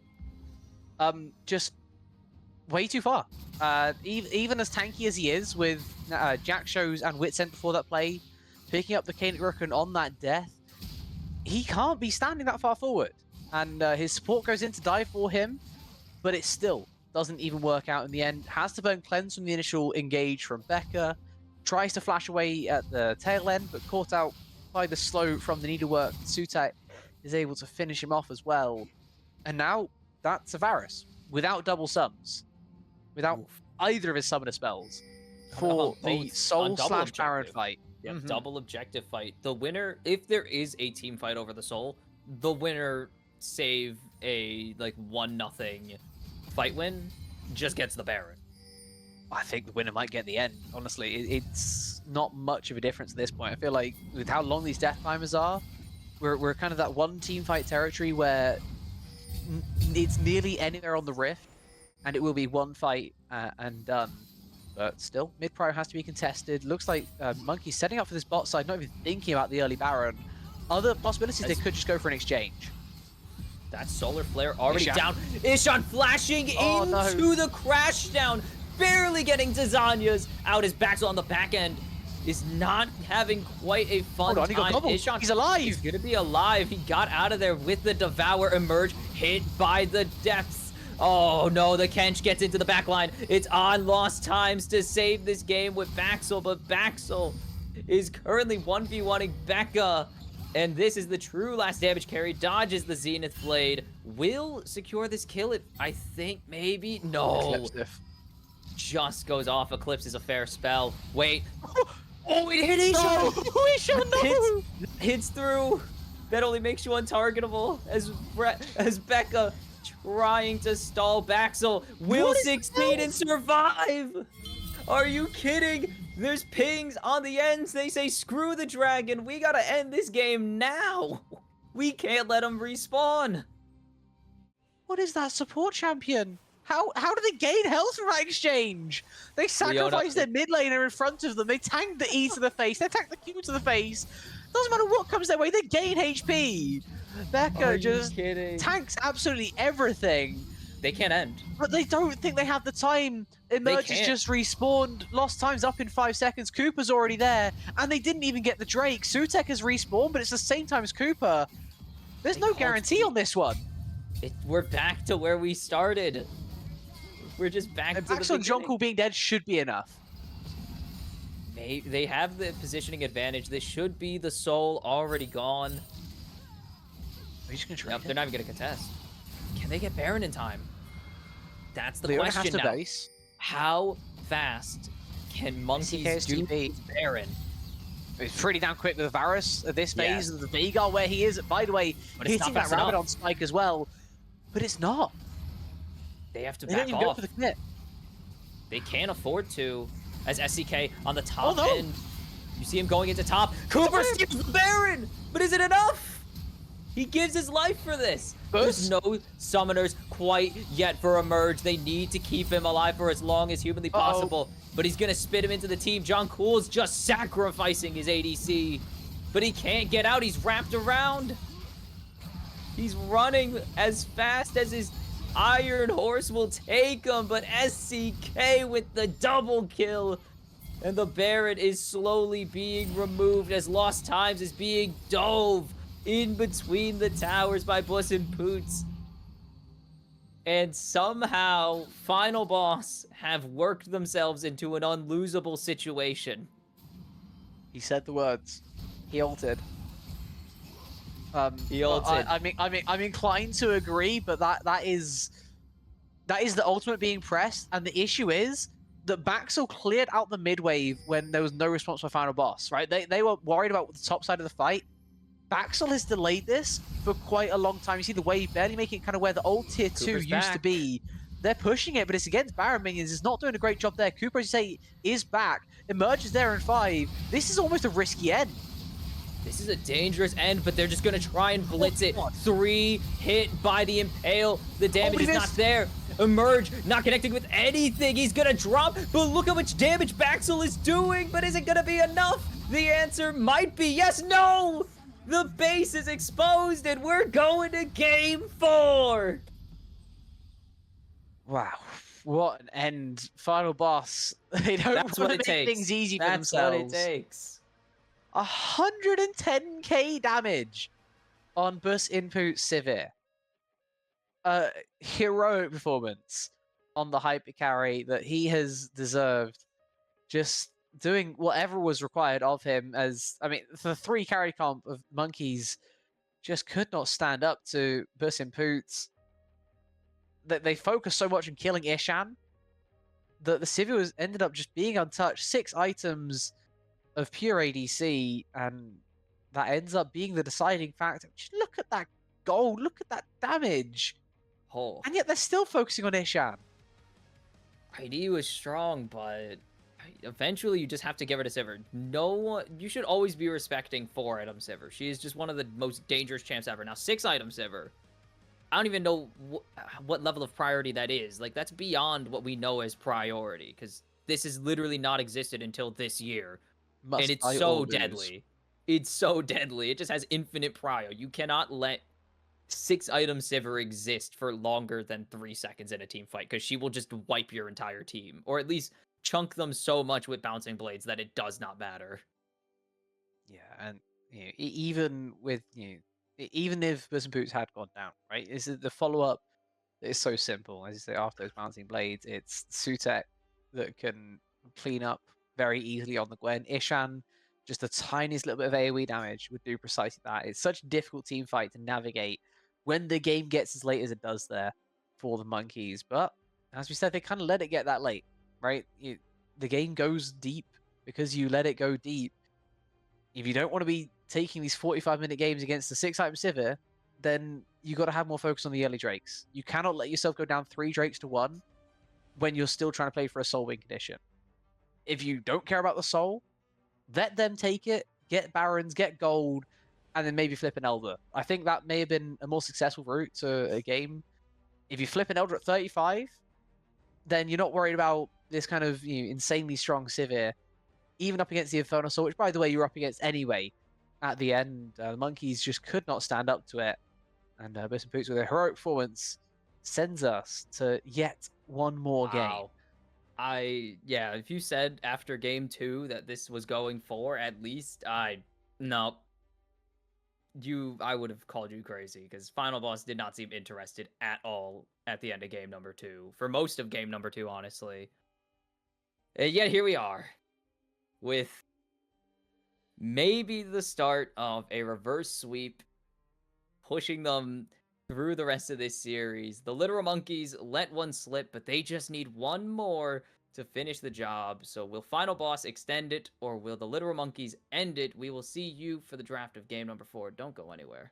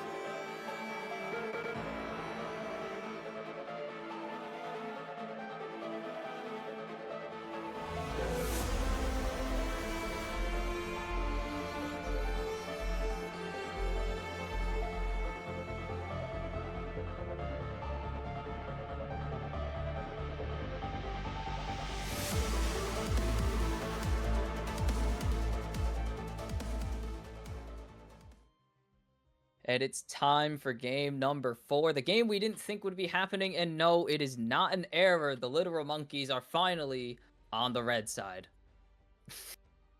Yeah, it took 4 games in the series to get them there, but eventually they get what they wanted. Oh. I guess they choose pivot. to move over. Santa's open. That is a change. Interesting. I mean, this is Final Boss holding on to They one want it. thing this whole draft and saying, No, they don't get it. "We want this. You're not allowed it." Wrong. How sad. We want this. Incorrect. Does mean that Whoa. Syndra's open though, or they're going to go the Aphelios instead. Well, they're scared of the Syndra, it seems. Monkeys were banning Or monkeys were Syndra the scared whole of way. the Syndra. Yeah, I mean, So they're they know. banning it on blue side, right? So Yeah, they've been banning it on blue side and first picking ADC. As they're just going to get MF. There's no Leona, so is this just going to be like MF, Sona, no Rel. Nico, no Rel? Yeah, no Rel, no Alistar? Seraphine. Could be Alistar, much more of a lane-oriented support than a combo-oriented one, but you Trundle. can still hit knockups. He can still hit it. It's just like you're not gonna get those sweet multi-man ultimates that every player dreams of getting, but they're gonna still give over the Syndra. Yeah, to Final take Boss the get what they Trundle here on want. 2. Minus the This... Senna. They wanted that. Well, I mean, they wanted the center, but they had the backup instantly ready, right? So that was kind of, you don't give Ori us one, time? we'll take the other one. Is it Oriana time now? Finally? It's a horrible time to draft Ori, but I mean, I have to say, Oriana and Syndra is not the matchup it used to be for the Oriana, no, it is right? not. On Syndra's the actually recent gotten patch, but Syndra got buffs and Oriana got nerfs. So especially her early game, right? She's now 20 HP less in the early game. 20 HP the whole way through, but like it matters so much more in the early game. Syndra is also 20 HP tankier and also has much more damage on her early Qs. Plus 10 extra damage in the early game for free is such a massive change in those trades. So it makes the Oriana maybe slightly less appetizing than what it used to be, as Final Boss can draft Aatrox here on 3. Does Trundle care about that? Match... Oh, I don't think Trundle cares about that. I think Trundle's fine with this matchup. I mean, this is flexible. Is it could be the Blitz. Holy cow, when was the last time I saw an MF Blitz combo? Ah, crap. This feels like one of those... I can get with that one. I was like, I think this feels like one of those pairings they used to play back in like 2013. And you would hear about it, and it's like, wow. Like, man, they used to play this? That's because there were no other it's champions here. back then.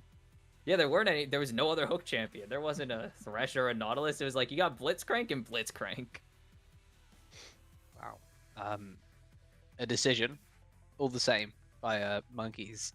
Full send, and then denial of support, so they don't fancy playing into. The Nautilus and Nami taken away.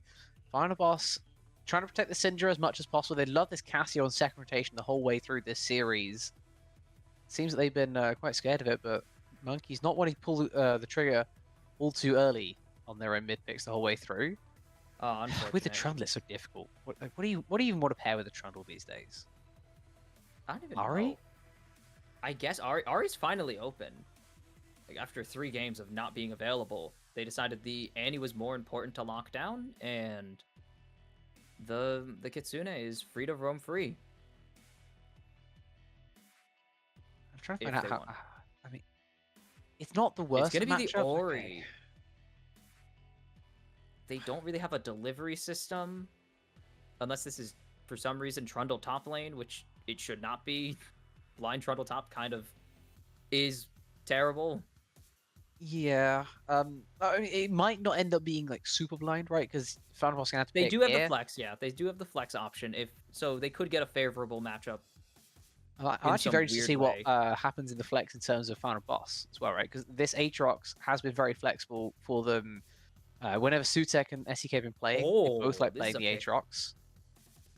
In some ways, double flexible now.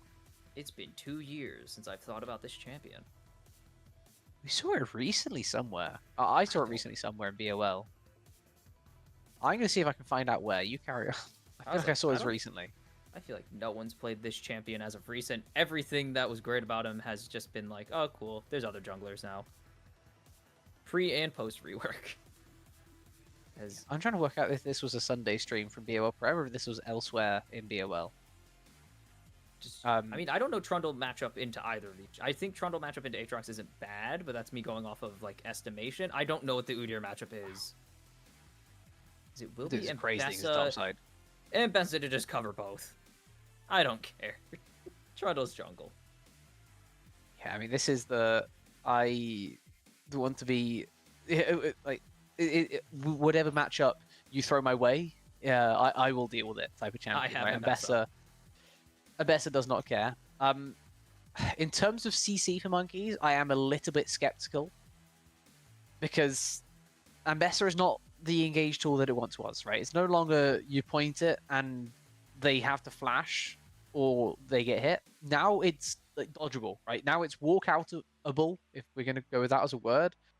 Like the extra cast time, it matters. And with that in mind, there kind of goes your ball delivery, right? Beyond the Ambessa going in, how are you going to deliver this orb into the backline of Final Boss? And as a result, if you don't have the setup CC, if that doesn't happen at all, how do you then play the fight as the monkeys? Do you just hope that your Trundle and Bess are enough frontline with a Blitzcrank next to you to hold on? You kind of can just try and deathball this, depending on the game state, of course. If the Mbessa and Trundle get a little bit of an advantage and aren't put behind in some capacity, you could try and just deathball this and then grab somebody into the backlines to just beat to death. Or you could just go for the classic raw Orianna ult, just hope it hits somebody. Always works. I wonder how much is possible maybe off of pillar play. Like if you go pillar Pillar into will be public nice execution, maybe that's your angle, but it feels very situational here. That will from the work, monkeys. 'cause it is long It's enough nowhere near CC. as simple as your typical team fights with an Orianna, right? It's nowhere as easy as just put your orb in this guy, they have a point and click, and suddenly you've already hit 3-man shockwave. This time, They really could have took Nocturne. yeah. I mean, it was right there.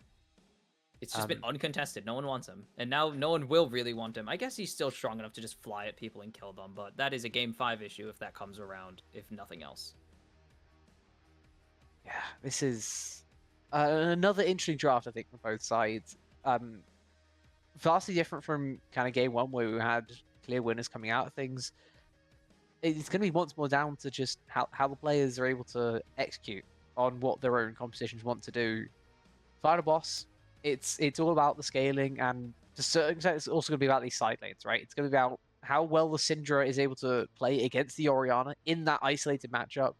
Whatever is happening with Aatrox and Nadir, however they can compete, however they can try and keep up with the Ambessa. And then for monkeys, it's a lot more focused on that death. We're trying to, we're talking through that comp, how it's going to really play out. A couple of different avenues, neither of them really seem all too consistent. And as such, it's going to come down to the pure landing of skill shots, which is going to be very fun to watch at the very least. Well, just hit your skill shots. It's easy. It's the age-old logic of if you want, like, death is the strongest CC, and just don't miss. So, therefore, one of these two teams will succeed at that. Or both teams will, and it'd be really weird. Because I don't think we've seen incredible skill shot hittage from all of these players quite yet. But that is a to be determined thing, as Final Boss look to continue their march back from 2-0 down, and the Little Monkeys just want to go to bed, just like Loki does. We will see which of these two things happen, as Game 4 will be right after a short break. Don't go anywhere.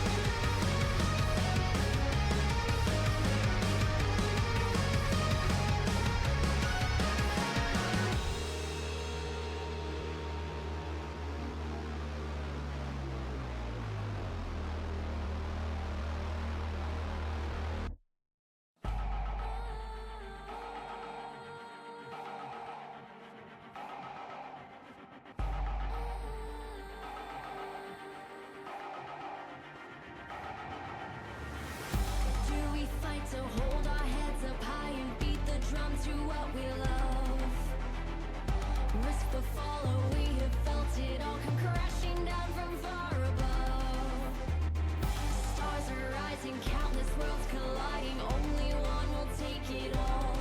Can we bring to fall the giants? Can we make the final call? We are the ones to ignite the darkened skies, the champions of a world that we defy. A soul ray of the few who rise up high, and we all fight at the last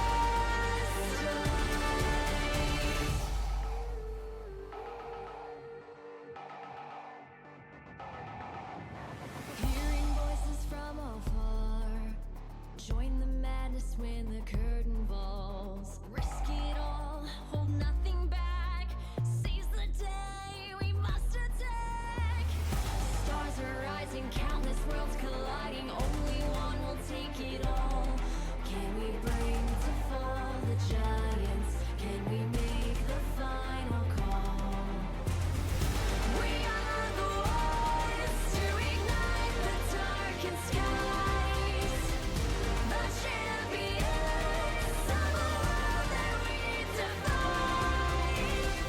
A soul ray of the few who rise up high, and we all fight at the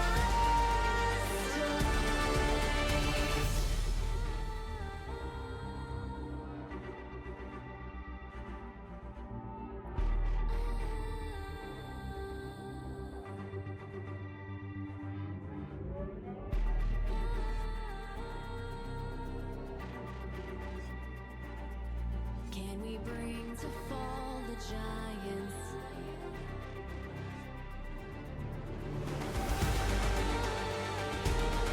Can we bring to fall the giants? And did it? There it is. This is what you get, Loki. I'm not going to wait for the second pause. Last name. Yeah, that's what I thought. Anyways, we are back with game number 4 with, quote, utter top lane, which is fitting as we do have the Moo Cow, who also has an utter, in the bot lane. So we're just sandwiching the team with, I guess, 2 utters. Sounds Yeah, unappetizing, I feel but like you missed the chance to have Bear as the surname. I can't let you move on from that. I forget but, it's Loki Bear. I always see Loki and I don't think about it. Yeah, well, it's there in the bottom left. That's on you, my friend. But able to move on from that, I hope. As the lane phase not starting off good for Ishan, missing a couple of Qs, and as such, lost times starting things kind of as he means to go on. Interesting to see rune choice this time. We haven't really talked about that all too much throughout the series, but a Storm Raider Surge going to be coming through from the Orianna here. I just feel like Storm Raider Surge kind of stinks on most champions, unfortunately, because the damage threshold is crazy. What is it, like 15%? 25% or so. 25% of your opponent's I think- HP. Yeah. They might is have up there. buffed it to be better, but I do remember it on launch being 25%. It's just like, that's a lot. Even for burst champions to do very quickly, like this early in the game. I mean, he did just proc it right there, pretty much. So maybe it is easier, It's especially... 25%. I guess in mid lane, it's way easier when your health bar is... When your starting health bar is like 800, as opposed to 1,000. Yeah, I think actually might be less, though. They might have buffed it, Doran's 'cause ring it was- gives... It was horrible. Does Doran's ring give health? I don't remember these days. But They it's keep definitely changing it. 25%. It's definitely 25%. It's does. 90 health. They gave it a little bit. So Syndra at level 1, her base health is now in the patch notes, so it's much easier to find. Her base health is 583. That is very little. So it really is like, especially if you hit like level 2v, level 1, just You're to keep dealing up. 125. Yeah, 125 damage is a lot easier to deal than... you look at like Udyr's. I'm pretty sure Udyr has like 1,000 starting base HP, if not a little under that. Especially with the D shield as well. Grasp. Not the hell. Alongside for SEK. Ooh. Yoink. Nice starting pull, and it's just going to be a pulverized head, but not in that order, actually. As Becca will get a nice revenge engage there. Both these ADCs going to be a little low, but Bullets and Poots is going to be much happier about it because he does have Red Gun still. Yeah, and he could have been even happy about it. If he landed that green Q, that would have been absolutely beautiful. He's going to go again here. Oh. I don't know why. Bye-bye. Oh, nice flash punish there as going to eventually get onto John Cool, and the healing coming out from the triumphant roar means that Becca not even going to be in danger of a potential response kill. Over aggressive from John Cool, which is a recurring trend in these most recent 2 games now. Yeah, I mean, he's Blitzcrank. I get it. Like, It's- it's yes, not I as hate you. cardinal of a sin, but yeah. Okay, when it's Alistar, it kind of is. Also true. And It's a really one of the nice punish champions play there that- from Becca. When it's one of the champions that can instant snap response CC you, yes it is, unfortunately. And Becca's been playing very well on the Ishan? response. As Ishan forces the flash out of himself there pretty much with lost times, just walking up to see him. Yeah, well, Ishan walked up in the first place. I was Yeah. questioning why he was going there. But he went up for the second half of the wave. I don't know I why. mean, You're we can teleporting call back Worth, anyways. or we can just say base TP. To each their own on You're that one. teleporting anyways. Might as well, just base. Okay, sorry. I need to just say that I don't like Dorn's bow on Misfortune. Yeah. I just think your auto attacks are significantly less important because you rely a lot on Q and retargeting Yeah. I mean, a lot the more. Q Like you're bounce- very spell. Yeah, you're very much a spell weaver hybrid kind of champion rather than a pure ADC. I just think Blade's better. Solo queue statistics actually somewhat go against that, but not by a lot. It seems I like was it's gonna kind say, of there's a reason to run it. I don't think you run it into Aphelios, as SEK is getting the Udyr treatment. Pretty typical. when I say that before, I'm talking like a 1% difference in win rate Yeah, it's in rank. negligible. It's not a lot. Yeah, a lot more Regang. important is what they end up going to build. Hex Flash, hello. Rue Ooh. is going to get the double headbutt, or the double pulverize, but Coop is here. They get the pull on the right target too, but Puss and Poot's already finding one before this begins. Barrier forced out. The Q3 not going to dissuade Cooper from continuing to just run at the enemy Up with the team. Orianna. As lost times. Oh, they both were out of it already, but wait. Sutek It's already all over way the too place. far out as this fight just keeps going as now Ishan is here. Cooper trying to wait as lost times will get hit by the unleashed power. Emerge still alive through all of this somehow. It is 3 for 2 in the longest trade you've ever seen in your life. Ishan's looking to keep it going. We've had enough time for John Cool to respawn and come Pillar! back. As there's the pillar, the hook. Just Coop with 2 kills in this fight. It's 4 for 1. Or 2. What a 2. It was 2 what a because last time's also diabolical died. extended trade. Ah. Just Go, hit the hook, keep it going. let's not make it 5 across the rift. Say Final Boss. They're gonna stop things there for now, but you make a play that lasts that long. It's not ever a good thing. I think it's safe to say. The big benefactor seems to have been Emerge out of all of this. Oh, Just look at almost those items. BT. I mean, he had I The think he had vamp a already, BS but he sword. backed Oh, and bought a vamp, BF that's right. sword already. Yeah. This This is is facing down a 9-minute BT. Like, as a Misfortune enjoyer, Bloodthirster is like the coolest thing ever if you're not running Collector First Strike. Because you just get to kind of be nasty. It gives you so much AD, and you get a nice shield, so you can kind of be a lot aggressive for no particular like valid reason besides I have a shield, and that means I'm gonna stand up in the middle of the wave and auto attack you 3 times. As Baxel, yeah, this is what you expect. Udyr things. So far though, Udyr not having a great time of things. Well, not And- surprising. Very true, but this is now. If in game 3 it was a pattern, I don't really know what it becomes after it becomes a pattern. But it feels like this is now maybe 4 games in a row. These SEK is are- just Oh yeah, that's true. I give you that one. All 4 games, SEK has been behind. not But- not by like a little either. Like A lot too. this is Yeah. considerably behind now. Like, We're this is the talking second 5 30 plus waves. CS gap. Yeah, this is the second 30 CS gap this series that we've seen. And it's early as well. Like this is early to be this far behind. But I think. I we're mean, playing Udyr, so he's been in 2 bad matches. Yeah, like His previous two matchups are... Oh, Hook connects onto Ishan, as there's the shockwave. Just flashed out of the pillar. Might have did more harm than good. Yeah, that was... I don't know how I'm going to find that flash timer at all. Tried to don't either. layer in the CC with the pillar, but it didn't quite work out as Sutek turns up now. Junkle is just going to have to W himself back out to safety. Emerge had to flash down in bot as well. By the looks of it. I think Rue may have traded Alistair Flash for a Misfortune Flash. Would make the most sense. Are you allowed to be here? No. Why is Emerge over here? As this is the most definite catch out of all time. You don't have Flash available, and you just hand over a bonus 200 gold on top of the kill gold for Sutek to just gladly take. So, you get your Flash forced out by enemy bot support. You just saw the enemy Aatrox in mid. And your idea is to go clear a control ward in enemy Tribe Rush. When the Aatrox ganked from the bot side of mid, didn't do anything, they walked down. Look, this is the first game for either of these teams are playing. Maybe they. Oh, and by the way, you had a control ward in the Banana Brush. Sorry to cut you off, but they saw the Aatrox going down. No, that's fair. No, that is absolutely fair. There's so many things wrong with that play. It's their first game for. Maybe they're tired. They wouldn't be the only ones, but there's no excuse. That's no excuse, unfortunately. Final boss. When the enemy team kills you, you can't say, "Oh, I'm tired." I don't know. Their brains aren't working as well as they were 2 games ago because they don't know what to do anymore. They went up 2-0 and they thought they won the series.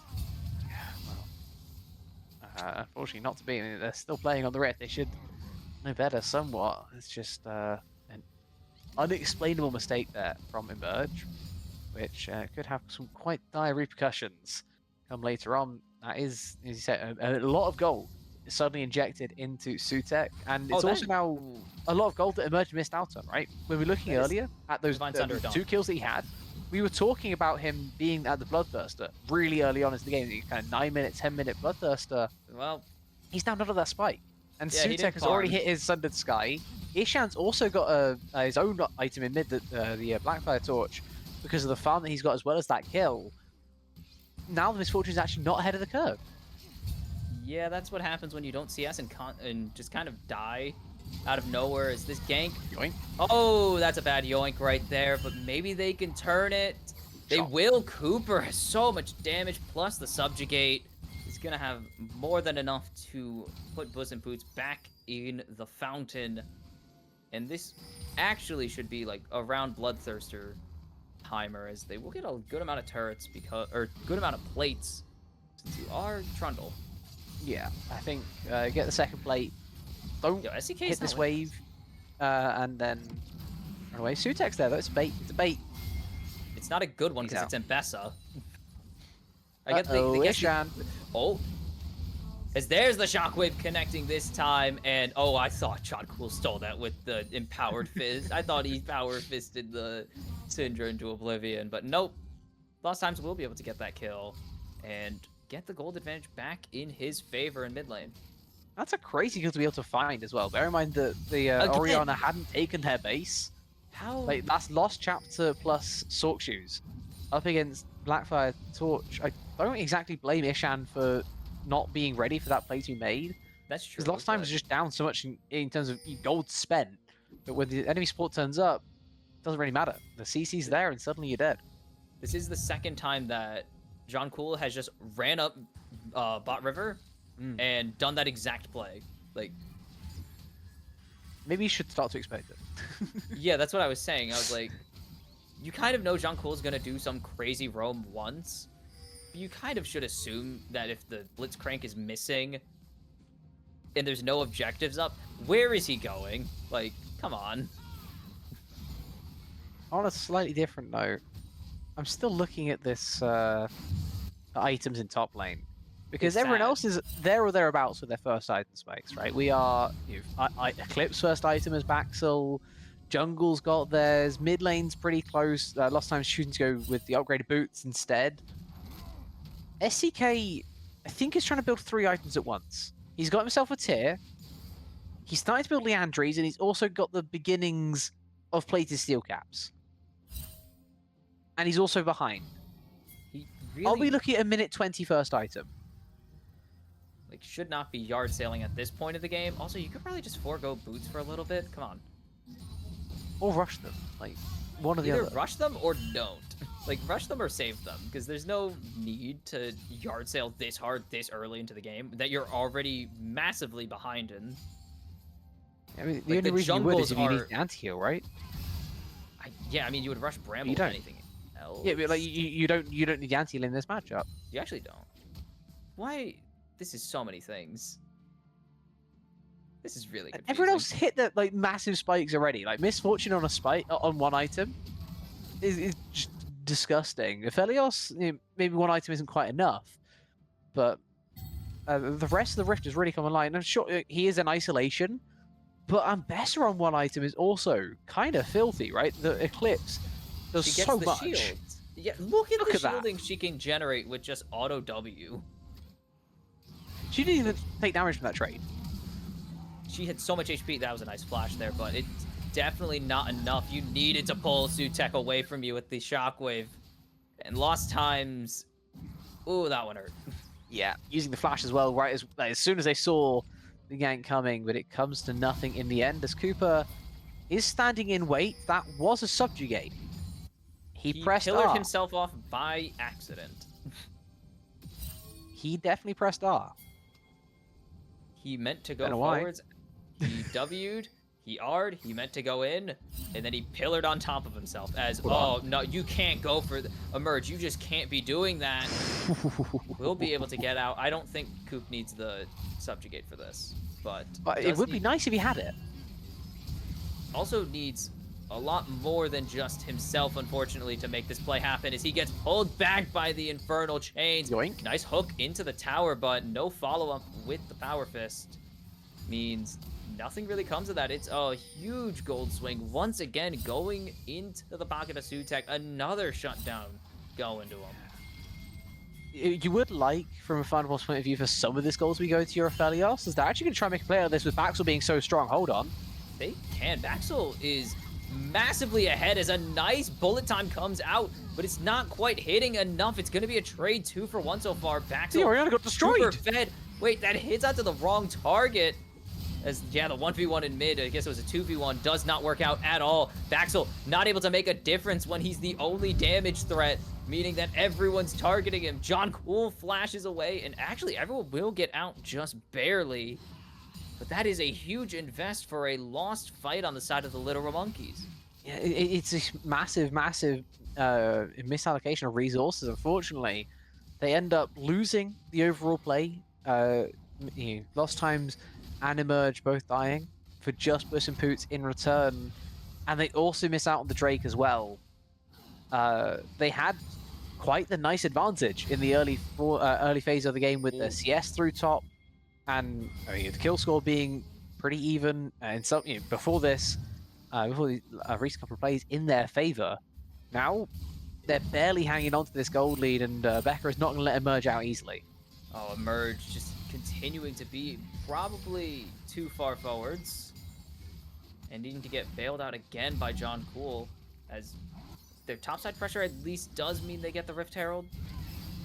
SCK has the backup though. Cooper doesn't have the flash either, and they're just gonna focus down the troll, and he's going to eventually Shockwave. drop. Nice shockwave, but they need the damage to start coming through. SCK finally gonna get on the board as Sutek going around, and Lost Time's not hitting much of anything here. Sutek off vision. Baxel needs to save his mid laner, and he does just that, handing him the kill as well. Shut down onto the World Ender. As they get the public execution onto Ish, it's going to be a double kill for Lost Times. And we were talking about big gold swings these past few plays for Final Boss. We'll talk about a big gold swing into the mid lane. Yeah, it suddenly swings back around the other direction. Final Boss made a couple of good plays in a row, but then they overstepped their mark somewhat around the Rift Herald. They went for the punish, as this is also a punish attempted by Becca, but she is very low. Oh, it didn't block fully, as Emerge is finally going to drop, I think. Woo! But the bullet is huge, and Becca doesn't have the damage. It looks so good.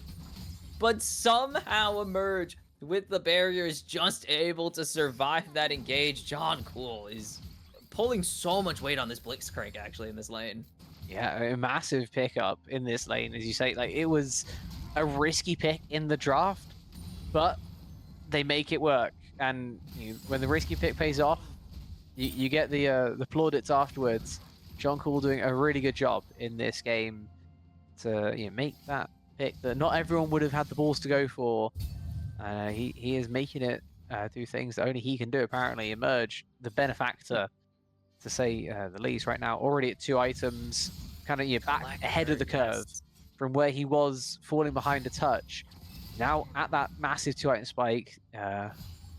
Interesting mix of items. No, this is pretty into normal. collector. This is pretty normal. I just don't like misfortune items. That's my issue.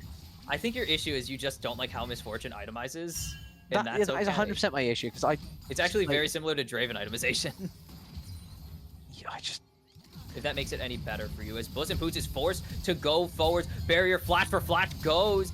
Just needs a little bit more damage as Zootek coming in on the back end of this fight, and that means that Emerge will drop. And John Cool will join him in the fountain. Zootek going 1-1 with his ADC. Yeah, and that's huge. To get a kill onto Puss in Boots is what we were talking about before. He needs the gold right now to keep up with Emerge, when it's not just the Aatrox ganking and turning fights around, because that comes with cross-map implications. You need to be able to have something going by yourself as this Felios, whether you count as 2v2, as Ishan has nothing by himself. My God. Ishan is going to drop, isn't going to get the kill in response. Lost Times is playing really well in the 1v1 almost exclusively, and that Rift Herald fight, I'll give him that. That Rift Herald fight was really good. I mean, Orianna things, right? When you suddenly get a fight go your way, you get that confidence, you get that 2-item spike of your own, very late on the tier. Why do we have a 40? No. I saw him pick up the tier like really late. I was like, did he want to build this and forget to do it early on? I mean, his Seraphs is going to be delayed quite a chunk, but A lot. he still has the spike of the Archangels, right? It's not as big as it could be, but You it's just still... build something else, though. Yeah, I was like, you could just build something else to stall. Yeah, I mean, he already invested into the chapter. I guess that makes it quite difficult at that point. You kind of have to work that out a bit in advance. Maybe you go towards like a Shadow Flame. Then I don't know if you feel like you're too squishy. He still has 2 items fight for this Drake, though, and that's important. There might not be a Drake fight as Cooper already forced to subjugate. Bullet time just for zoning. Excuse me there, sorry. But it is already looking bad, but Becca's way too low. Nice block there by Sutek, but 3-man Shockwave. Lost Times is on the Rift. It is feeling it on this Orianna. It is a gigantic ult to save the fight. And Sutek caught out on the back end, wrong side of the river. It is 3-0, despite how good it looked for Final Boss early. Yeah, but how many times throughout this series have we seen people die and then get an item on that base? Puss and Boots there. They're taking the fight. Oh, makes you Friday had, afterwards. you had IE? You I believe so. definitely Sometimes it's like, okay, it's not an item that's crazy. Like, going from Orb to Morello, it's like, okay, you don't need to base for that. Going from anything to IE? Why are you not basing? Like, that is just extra damage. It's the same thing, like, you base for your Rabadons because it's just 30% AD. You base for your IE because it's 30% crit damage. Or is it 40? It's 40, big. I believe. It's a 40, big and number. it's also the fact that it then gives you that much more crit as well. Bear in mind that you go from 25, brings you to or a I guess clean 40 50. from... Yeah, you go 40% to 50%. It's a massive, massive difference. Overall damage spike, but just not going to quite go his way this time. Just those item bases, you have to be so aware of it, of when you can get that base off, when you are forced to maybe stick on the Rift, touch longer than what you'd want. It's 2 item spikes for mid lane, fighting against 1 item. Ishan still not quite there, but stepping up in the side lane because he can do that. Interesting. How many stacks is Where the has that Cinder at? Well, waiting for the stackage. I'm sorry, where has that been? I don't know. We are at 109 stacks, so we are almost at maximum stacks. We are almost at... That is the AP buff. As Public Execution not going to catch a very speedy ram guy, shaman, kind of. He's a really weird shaman. As he drops his cannon. That's unfortunate. There's not much you can do about that, but it does feel sad. We panned over at like the worst time. I'm sorry, SCK. Must drop wave for turret, can't catch wave. Sad. Is Sutek? Sutek? I mean, it's John Cool. He's just gonna. Oh, go for very it. alone. Very alone. Yeah, Bliss and Poots saw John and just was like, I'm not going up. If I get hooked, I'm super dead. I mean, Mr. Peaks was almost looking for a base there, but he started channeling the recall, and then Sutek starts to walk forward. No flash on this Aatrox either. A little bit away Feeling from his 3-up spike, which, by the way, his Aatrox is still very, very fed. Looking at Death Dance for his third, he's going to be one of the first to make it there, but it's still not quite walking up into Blitzcrank territory just yet. Not walking into Blitzcrank with 3 resetting? Really? I think he could. Maybe soon. Maybe soon. Once he gets Death Stance, yes, he can just kind of walk into the entire enemy team and chill for a few seconds. I dare you to burst me. I dare you to. I'm taking, like, 30 or 60% reduce. I don't remember which way the number is, but it's stupid. It's a stupid number. I think it's 30. We're checking a lot of stats tonight. Yeah, it is 30. I never checked. No, It is look, 30 yeah. on the Death Stance. We're asking item stats. See, I only build IE. I don't think about how much crit damage it gives me. I just build the thing. It's not like it used to be where you had to choose between that or Navori. Oh god, Weren't Mythic those items were sometimes? stupid. And then you just never picked IE because Navori was so or Gale Wind or Gale Force. Like you just never picked it over Gale Force because Gale Force is so broken. But what if I had a dash? What if I had a He dash says, that he also... says laughing in Protobelt. Yeah, what if I had a dash that was longer than... That was like twice Protobelt's range and also executed you with true damage. Not even had true damage, that also executed from an insanely high threshold. It was hundreds of damage. Sometimes you look back and realize that items are just better left in the arena. That was also era... I mean, it is in the arena now. But that No, was that's what also I'm the saying. that was also the era of 20% crit items, which was diabolical. The fact we just lived with that for like 2 years. But then was again, crazy. Kraken had crit. Yeah, but they also removed its true damage. See now, BT crit. Like it's that not the was same. cursed. That was so cursed. BT didn't have a shield, but BT having crit makes it such a different force from what it is now. Where it especially Completely different item, actually. for someone like Emerge, for someone like the Misfortune, it is a very vastly different thing. Oh, MF and Draven are so happy that changed. Oh, you can tell me I have an item I can rush that gives me so much security, so I can just walk at my enemies faster. Awesome. Procking Flash and Ghost on cooldown just to run you now. God, more Draven should run Flash Ghost because it's funny. I think you do that when you're Draven not as bot lane. Draven top can run the Olaf route. Olaf summoners. Ew. As Dragon is up and Baxel already teleporting in. As we have the IE actually finished for Emerge here, so big power Huge. spike coming through the hook onto the cow.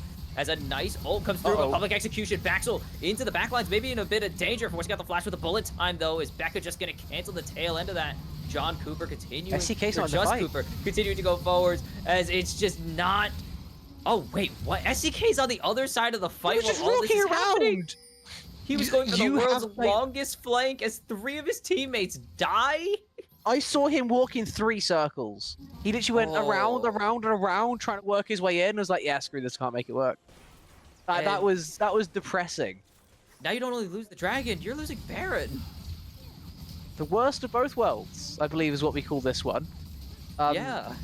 I mean, you do have to be a touch careful. Leaving just your Trundle on the Drake means that for this Baron you don't have the smite, but I I don't feel like think Final Boss they aren't have here a to chance. contest. They're Something not tells me looking they at it. won't. Like it's pretty damn secure. Just hit a QW combo on Oriana, you should be able to finish it off safely, or you can just time it down with auto attacks. I guess that works absolutely fine as well. As this is some turnaround once more from the Monkeys, who felt like this game was slipping from them quite early, right? When you start to get even with the type of comp the Final Boss has, the Aphelios matching Misfortune items for quite a long time, the Syndra was destroying this Oriana at one phase, and then suddenly back down 5k gold. You lose those 2 Drakes in a row. You still have scaling as something you can look towards. You still have the ability to play later on into the game.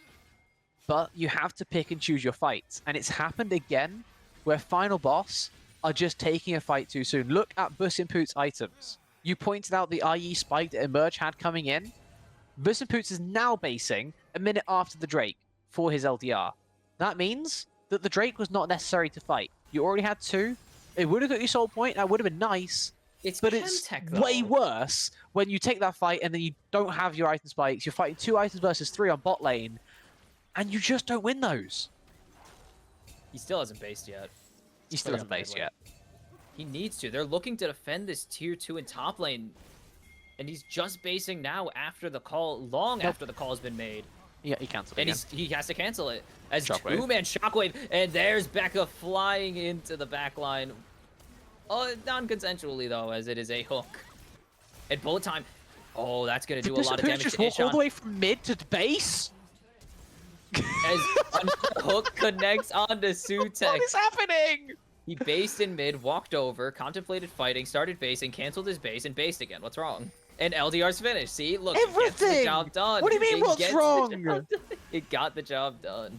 It didn't get the job done. You lost your tier 2 and the tier 3 because you're 5 minutes late. Baxel just bullying SCK. Another hook onto Becca. We're the close only to one who can ending. really tank this. And now Final Boss finally realizing the consequences of these actions, possibly. As Baxel solo pushing this bot lane in. Is he going to get the tier 3? No. SCK is still here. He's standing strong. What a disastrous play there from Final Boss. Completely destroying their own tempo for absolutely nothing back in return. And as such, they are going to lose literally 4 turrets and an inhib off the back of this one. The next Drake, forget about it. Baron, I think you might also have to just say, you know what? 3 minutes time, that's all yours. At least you have a couple of lanes that you can farm relatively safe in. They're going to keep on pushing to you with those inhibs taking down the Baron, the super minions spawning in mid and top. But what are we doing as Final Boss there? Bus and Poots, I need a formal written explanation for what I just witnessed. Yeah, I can't even. I got nothing. I mean, that was just such a simple base and just walk to top lane. You're not He delayed his flank. base for a minute. It's not like you're gonna flank either. If you were someone like Aatrox, maybe it's a little more acceptable contemplating a flank. You're Aphelios. If you flank, you die.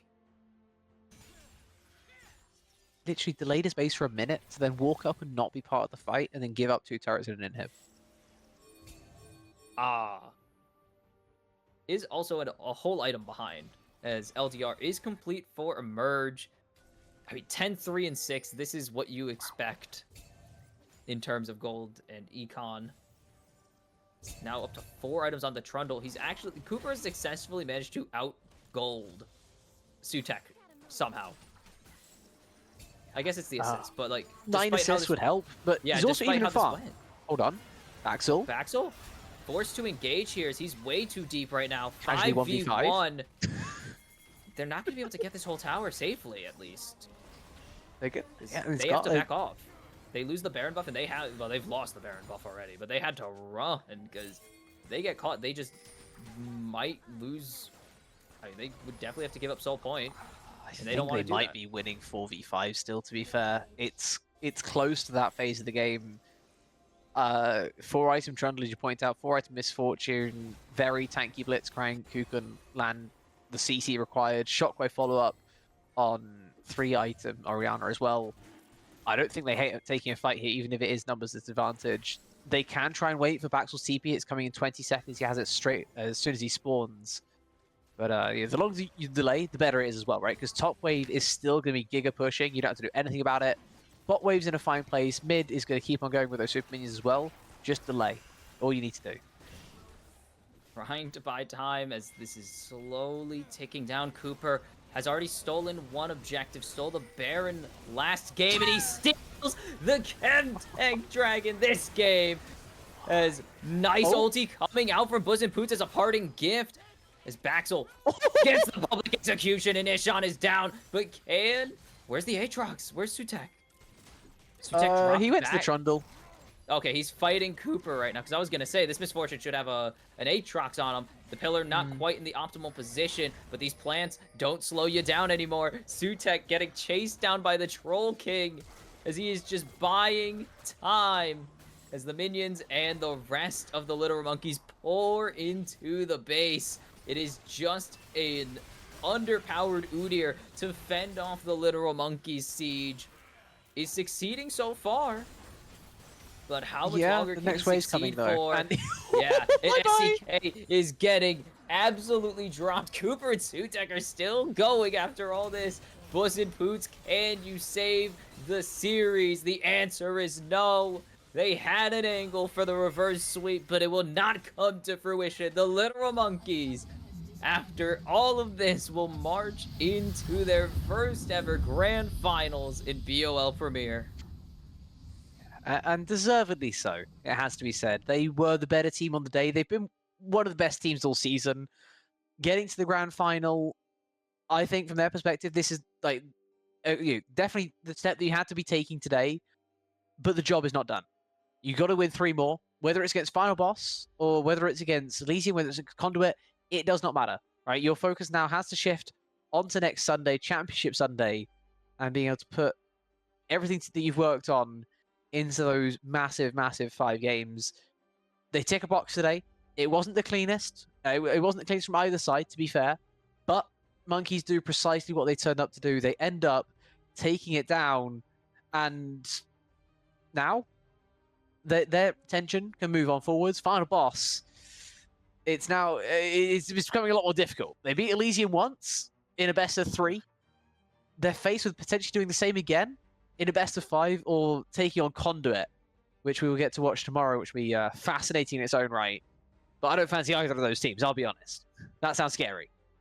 Well, it's going to be hard no matter what. You don't win a championship, and I mean, anyone who's ever won a championship in any competition will ever say, it was so easy. It's like, no, they'll say it was hard. Whether, if it's not the finals, it was hard somewhere along the line. You have to go through some of the best at some point, and well, Final Boss just got a big heads up that if they want to win this season, they're going to have to go through the apparent best team in the league and the Literal Monkeys, and possibly a run back with Elysium should that come to fruition. But this team looks really good. Like, the Monkeys look like they're drafting sound, they're playing pretty sound. It's going to be real hard to knock this team off in the grand finals for whoever it is. Yeah, Monkeys, they have all the tools now at their disposal, right? They are the team to beat, definitively, and they have one more series to prove that themselves. Final Boss got to reestablish themselves into that picture, but we'll have to find out who they're playing up against tomorrow night. We'll see you guys there, hopefully, for what will be an amazing best of 5. Elysium up against Conduit. We'll see you guys then. Thank you all for watching. We'll see you tomorrow.